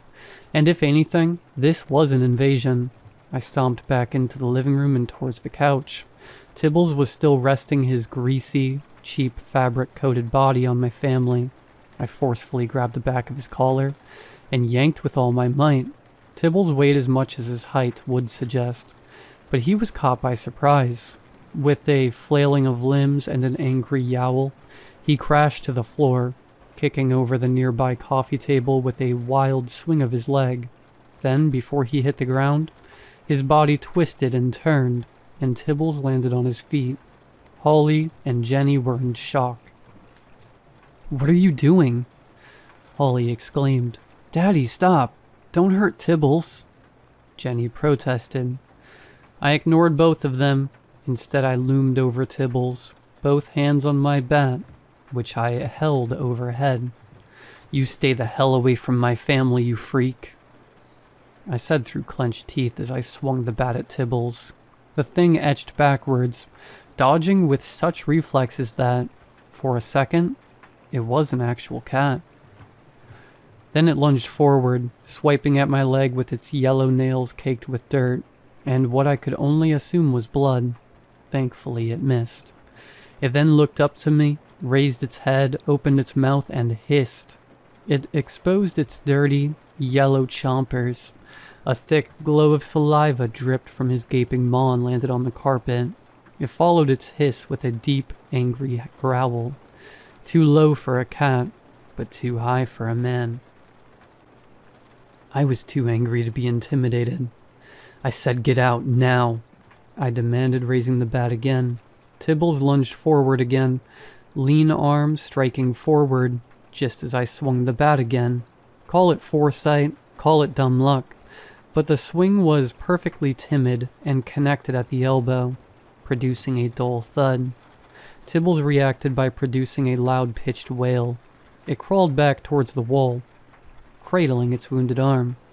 It hissed at me again, then with a final growl, it turned away from me and into the kitchen. A crashing sound could be heard as he barreled through the unlocked back door. I could hear a skitter of bare, clawed hands and feet on the pavement outside our house. And then, it was gone. I exhaled, lowering the bat. A mixture of adrenaline and protective instinct had prevented me from feeling any fear, but now that the immediate threat had passed, I realized that I had just been in very real danger. Still, I felt good. Proud, like a caveman who had just taken down a saber-tooth, like a man who had protected and provided. I turned to my daughter and wife with a smile, expecting some sort of spell to be lifted off of them. They just sat there, jaws agape. Then, like clockwork, they both started. "No, Tibbles!" Jenny shrieked as she got up and ran into the hallway. "What the hell is wrong with you?" Holly said as she rose from the couch and got in my face. I could feel the bat slip from my fingers and fall to the ground. I could hear my daughter run into the streets yelling Tibble's name. My wife kept yelling at me about how I'd been acting crazy all afternoon, and how I had just traumatized our daughter and chased away our cat. I could hardly even register it anymore. They barely sounded like words, just a dull drone. I couldn't even argue anymore. I didn't know if it was the rest of the world or just me, but I knew that one of us had officially gone mad. In the aftermath of that evening, I came to realize my outburst, unreasonable as it was in the eyes of my family, had caused a rift between us. My wife had demanded that I go outside with her and Jenny to look for the man in the cat suit, which I absolutely refused. After she got our daughter back inside, we had one of the biggest and most one-sided arguments we ever had. In her eyes, I was acting like an unhinged lunatic. She told me she wasn't comfortable leaving our daughter in my care as long as I was such a mess, and that she would take Jenny to stay with her parents while I looked for a therapist. She explicitly told me to seek help or consider the possibility of not seeing her and Jenny for a long time. I was branded a danger to my own daughter. And what could I say in my defense? "But honey, Tibbles isn't a cat. It's a man in a cat suit." What use were words if our experiences were so far apart? After Jenny and Holly left, I'd called in sick to work, and had spent most of those days loitering across the house and scouring the internet for anything that could explain my situation while dodging calls from Frank or my in-laws. I started my search looking for news articles about a man in a cat suit. When that yielded no results, I began searching for a more supernatural explanation instead. When I was seated at my laptop at 1 in the morning, reading up on shape-shifting demons and esoteric curses, I realized I was avoiding the issue. I needed help. I'd never hallucinated before, not even when I was experimenting in college. I wasn't familiar with any type of mental disorder. Not that I knew of, at least. But what was more likely? That I was terrorized by an entity masquerading as an ordinary cat, but that appeared to me as a man in the cat suit? Or that I was seeing things? I turned off my laptop and went to bed, determined to call a psychiatrist first thing in the morning. I had to face the music. Facing the fact that I apparently had a severe psychological condition was painful, but when I crawled into my cold, empty bed, I was reminded of what truly mattered. I wanted my wife and child back. I rested my head on my pillow and closed my eyes. Fatigue from the last few days flooded over me, and I could feel myself drifting off into sleep. Then I heard a series of scratches from my front door. I shot up, ears peeled. For a moment, all I could hear was the vague sounds of trees outside rustling in the wind, and the occasional car a few blocks away. I was about to lie down again when the sound repeated itself. I got up. I snuck into the hallway as quietly as possible. When I arrived at the stairs, I lowered myself and leaned against the wooden railing, sliding quietly across each step, looking through the railing gaps until the front hall leading to the door came into view. Through the matted glass of our front door, I could clearly see the outline of a tall, lanky figure. The scratching became more frantic. I stood there, frozen.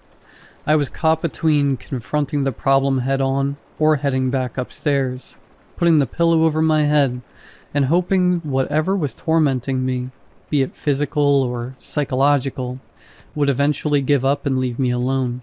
It was at that moment I lost my footing and tumbled down the stairs. I landed on the floor with a dull thud. I cursed before grabbing the bottom of the railing and pulling myself back up. I winced as I tried putting my weight on my left ankle. A warm, throbbing pain permeated from it. Probably a sprain. Realizing that whatever was at the front door must have heard the commotion, I quickly looked up to find the shadow at my front door gone. Gone together with the scratching. Feeling more secure, I limped over to the front door, grabbing the keys from the counter as I passed it, unlocked the door, and opened it. I was greeted with a blast of cold night air. An empty neighborhood street stretched out before me. Street lanterns cast their artificial light across the empty pavements and the asphalt between them, across empty, parked cars. They were the only source of light, for tonight there was neither a visible moon nor lights behind the windows of the other houses. The world was asleep, as should I be, but before I could head back inside, I felt the urge to take one step outside and peek around the corner, just in case something was lurking against the outer wall. I placed my bare right foot on the patio, and when my foot touched something warm, fuzzy, and wet, I instantly reeled back in disgust. Not being able to use my left foot for maximum support, I fell back into the hallway. Flat on my butt, I barely registered the pain as I gazed at what I had stepped on. Lying in front of my door, in a pool of fresh blood, was a dead rat. The large, gaping gash on its back indicated that something had sunk its teeth into it and had torn off a large chunk of flesh. Something with a mouth much bigger than a cat's. I stumbled, got up, and slammed the door shut, locking it again. The slam resonated through the house, followed by the click of the lock. I had read about it in horror movies, the feeling of being stalked by an unseen force, a prey animal unable to see its predator, but able to feel its cold eyes leering at it from the dark. Reading it and experiencing it are two different things entirely. I knew for certain. There was only so much the human mind could emulate. Tibbles was back. Then the back door creaked open. To this day I curse myself for forgetting to lock it. I knew what was coming. I picked myself up, stumbled towards the umbrella basket, and grabbed the trusty baseball bat I had used earlier. I could hear the slaps of bare feet on kitchen tiles. Slow, deliberate steps as a prelude to my reckoning. I accepted the challenge by moving further into the living room, giving myself more space to maneuver, bat in one hand, keys in the pajama pockets, staring defiantly into the open doorway to the kitchen as Tibbles appeared in the opening. He was standing upright now. A disgusting man so tall he had to lower his head a little to fit underneath the doorpost. He took one step into the room and stopped. I could see his cheap cat suit caked in new layers of dirt, grime, and stains of dark liquid. The same type of dark liquid that covered his mouth and lips and was smeared across his cheek and stained his dirty blonde beard. I could see his limp member hanging between his legs in a grotesque mockery of decency. Worst of all, I could see the purposeful malice in his pale blue eyes, which were fixated on mine, human and animalistic at the same time. He stood still as a statue in the middle of his living room, the stillness of a tiger ready to pounce. Back for more? I growled defiantly. I knew I had locked myself in with the beast. I knew I couldn't possibly outrun it, not with my sprained ankle. But I didn't need to. Seeing this thing and being reminded of how it put its disgusting paws on my family brought back the rage I felt that evening. I had a feeling I was going to need it. Tibbles moved. A slight bend of the knee to generate force. Then, with predatory purpose, he shot forward. And I was too slow. Tibbles crashed into me, tackling me against the ground and pinning me down with its full weight. The bat clanked to the ground, outside of my reach. I coughed, air being pressed out of my lungs. I gasped for new air and was immediately greeted by the rank smell of sweat, blood, and decaying breath. Tibbles began growling, a deep, rumbling sound like rolling thunder. I tried to push him off, but the thing was too strong and too heavy. It then raised itself up, sitting on top of me. The relief that I felt was short-lived as I saw Tibbles raise its claws. I shielded my face and torso with my arms as he began scratching me with long, dirty, yellow nails. They weren't as sharp as a cat's, but they were long, and the force behind them made them dangerous weapons all the same. I gritted my teeth as I felt Tibbles' nails tear through the fabric of my pajamas and then through my skin. I was losing the fight, and I had to do something. In a lucky move, I managed to get a hold of Tibbles' wrists, which allowed me to interrupt his scratching, at least for now. Tibbles growled, trying to wrestle his arms from my grasp, its pale eyes bulging, face a mask of animalistic fury. Then it managed to wiggle its wrists from my grasp, enough to grab my wrists instead. It pinned both my arms to the ground next to me, and brought its face down to mine. I could feel its hot breath on my face as our faces practically touched. I knew what came next. I had watched my fair share of nature programs, enough to know how most felines kill. It brought its mouth to my neck and bit down hard.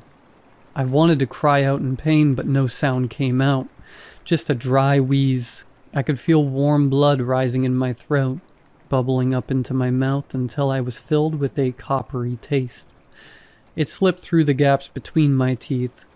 We lay there for a few moments, me, the prey, gurgling, feeling the life drain from me. Tibbles, the predator, using its canines and incisors to crush my throat.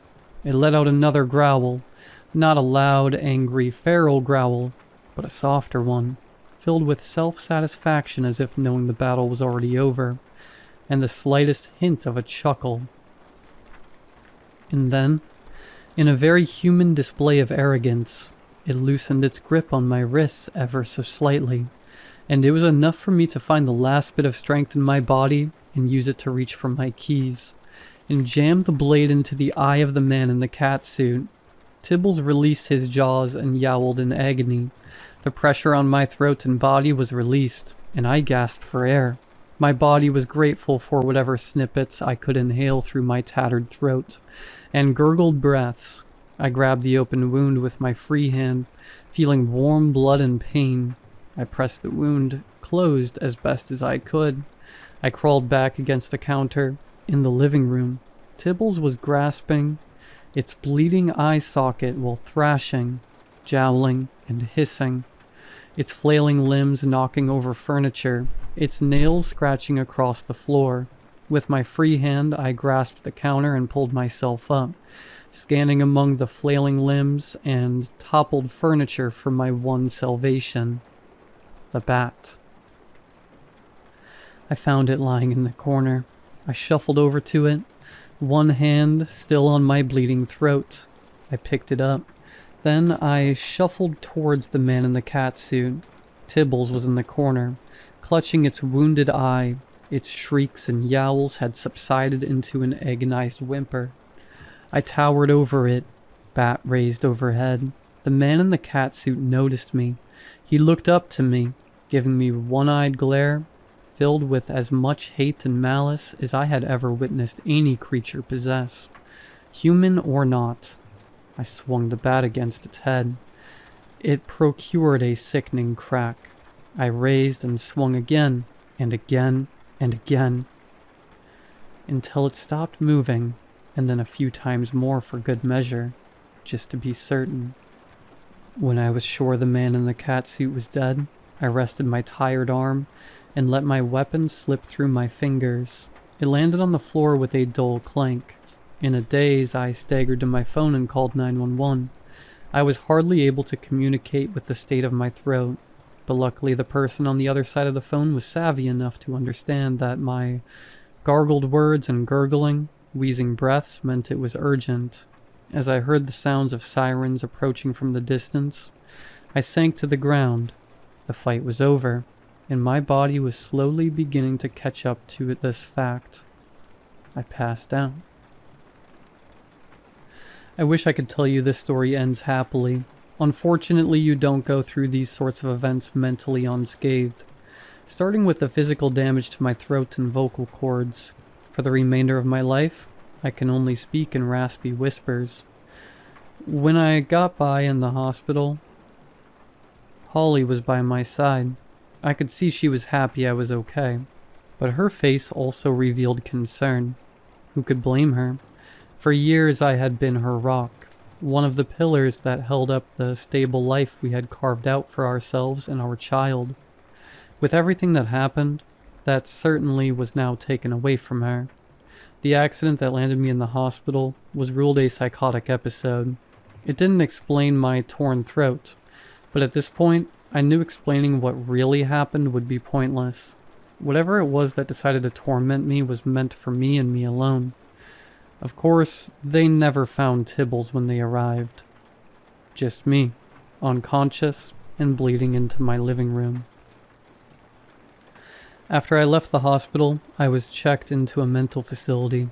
My willingness to accept and go along with any treatment they suggested made me the perfect patient. If Tibbles was really something my mind had created, I wanted it out, and I was willing to try any type of therapy or medication to make it happen. I was fired from the hospital only after a few weeks. I now sit at home, feeling slightly groggy from the new medication I've received. My wife is downstairs playing with Jenny. The project of getting our daughter a pet was put on indefinite hold. Getting things to return to normal is taking time. Time, work, and learning to trust my senses again for all three of us. I feel isolated. Coming face to face with terror is bad, but not being able to share my experiences with others and experience comfort from that is even worse. But I'm trying, bit by bit, day by day. I am getting my family back. I'll do what it takes. I'll take my medication. I'll attend every appointment with my therapist. I'll ignore the dead rats I keep finding in front of the door. Rats with large chunks bitten out of them. Far too large for any normal cat.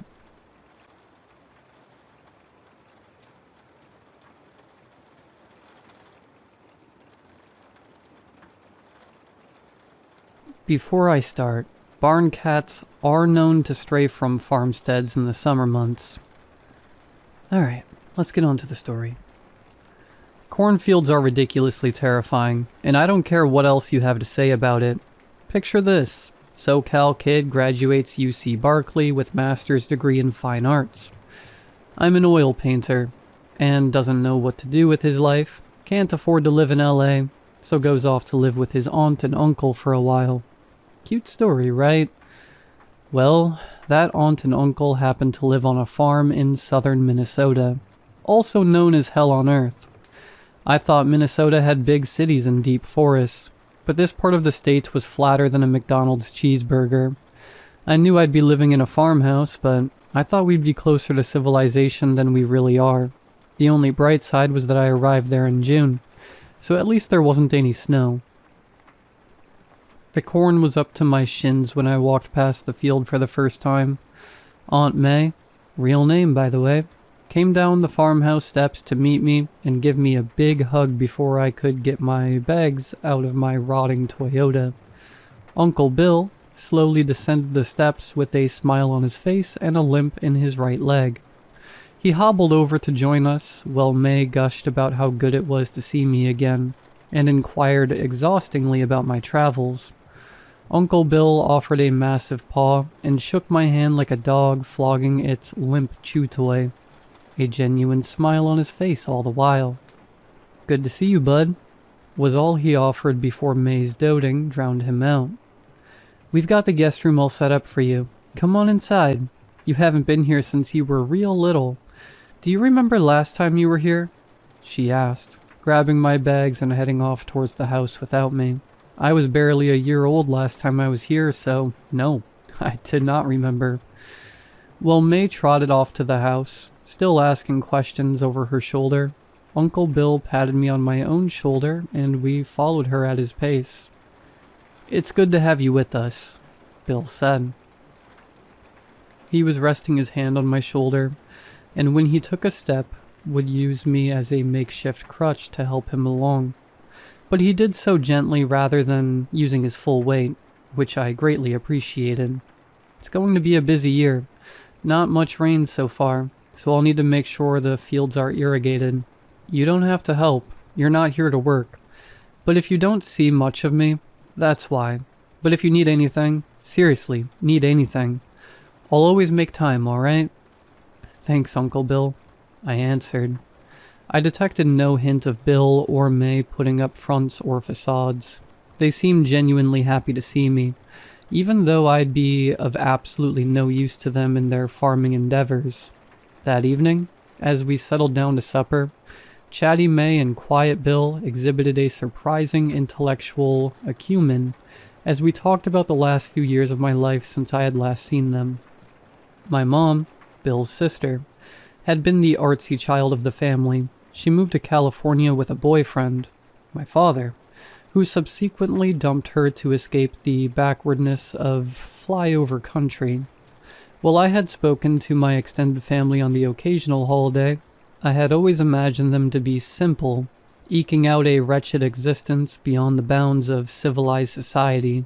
Uncle Bill, however, guarded a sharp mind behind that round bearded face and small, bright eyes, and asked probing, meaningful questions in the course of our conversation.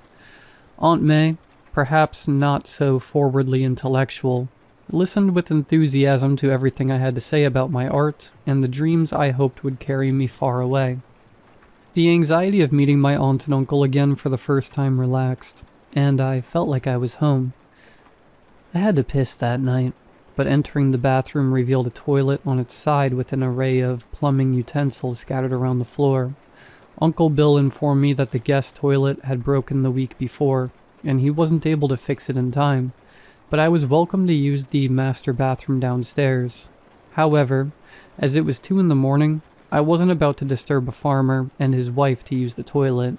Instead, I crept down the staircase and slipped out the back door. Despite summer being in full swing, the June night was cool thanks to the breeze that blew from the west. I approached the cornfield, my only light the orange sodium lamp that illuminated the driveway from a telephone pole, and prepared to water the crops when I was seized by the sudden, cold grip of an ancient fear.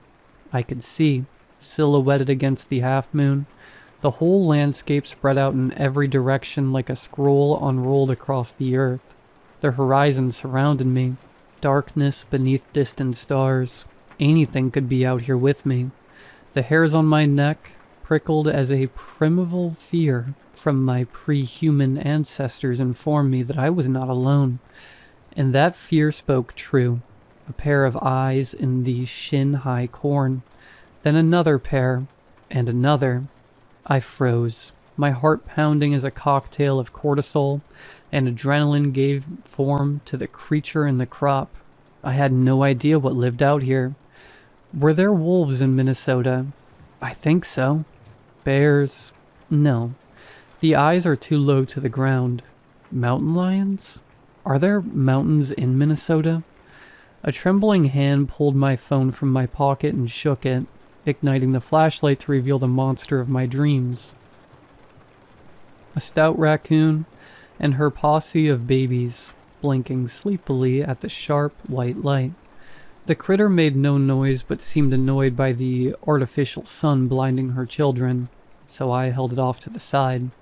The raccoons trundled sleepily onward, completely unflinching at the human presence which the farmstead had accustomed them to over the course of generations, and continued on their nocturnal business.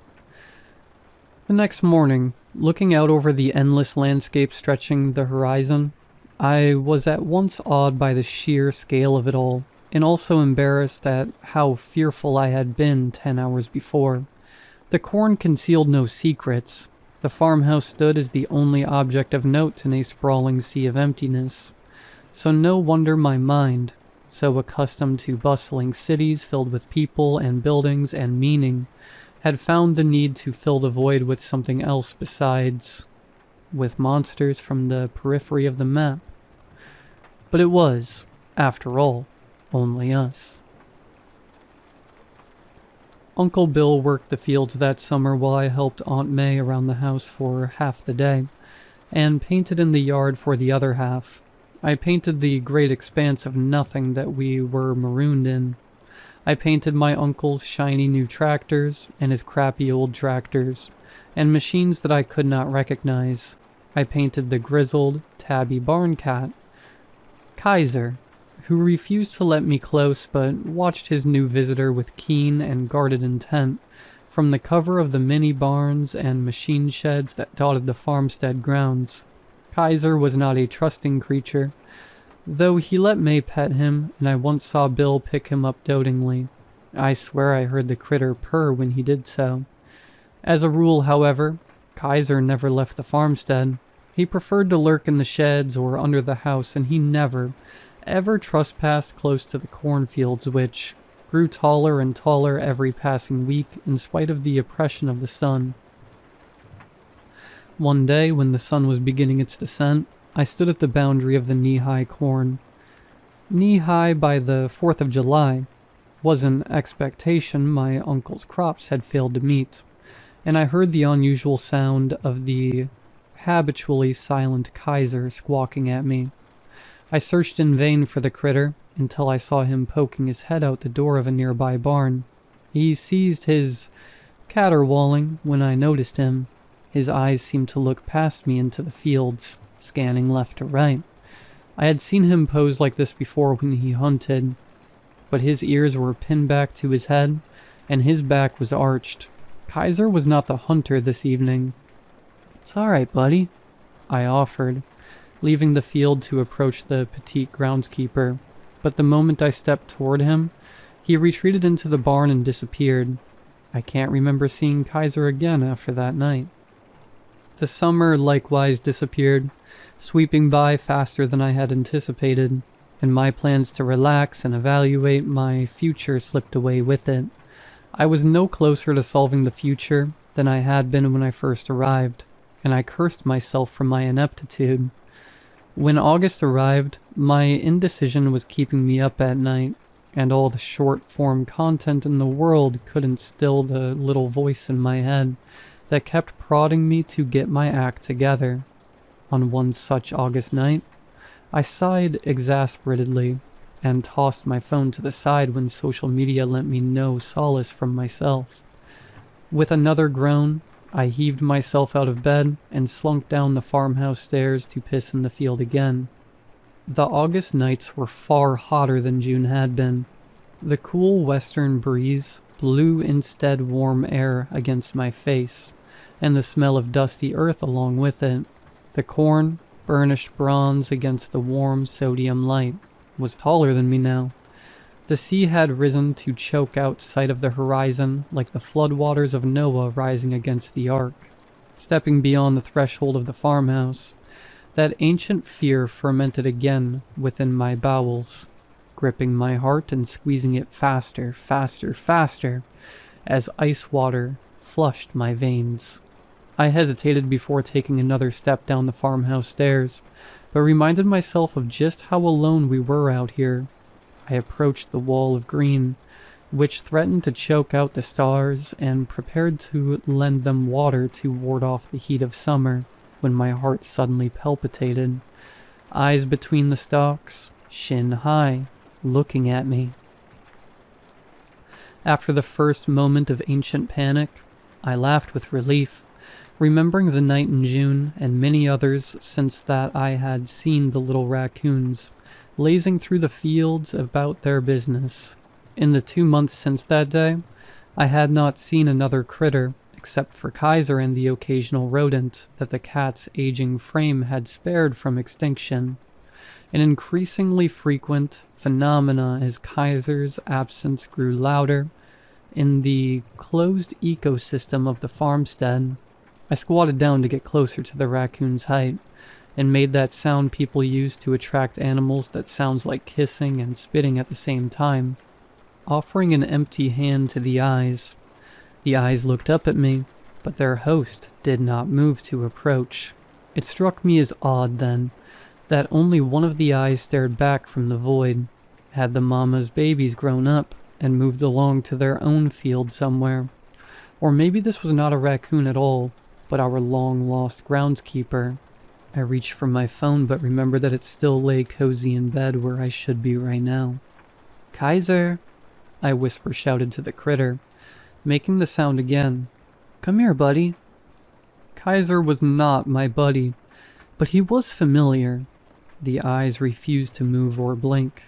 A burst of warm wind swept over the corn and painted the air with the smell of dust and heat and death. The stench hit me like a slap in the face. I sputtered in surprise at the reek of rotting flesh, like the exhale of a dog that just finished eating a slab of meat, or an unfortunate squirrel which trespassed in its yard. Warm and wet and hot and dead. The eyes did move. They moved up. They moved slowly upward through the corn, up until they were level with my squatting frame, then to standing height, then to the top of the corn, then higher still until it looked down on me from over the 8-foot stalks of green. Where were the stars? Primordial fear animated the rational animal that had squatted in the grass with a visitor I did not know. It propelled me back through the yard, back into the farmhouse, back up the stairs to my second-floor bedroom, back under the covers, back into an ancient past when monsters still lived beyond the walls of civilization, and children knew well not to venture into the wild at night. I'm writing this maybe half an hour after these events took place. My heart finally stopped pounding. My limbs finally stopped shaking. I do not know what the hell is out there, but tomorrow I'm done. I'm going to say goodbye to Aunt May and Uncle Bill, and I'm getting on the road as soon as possible. There are eyes at the window.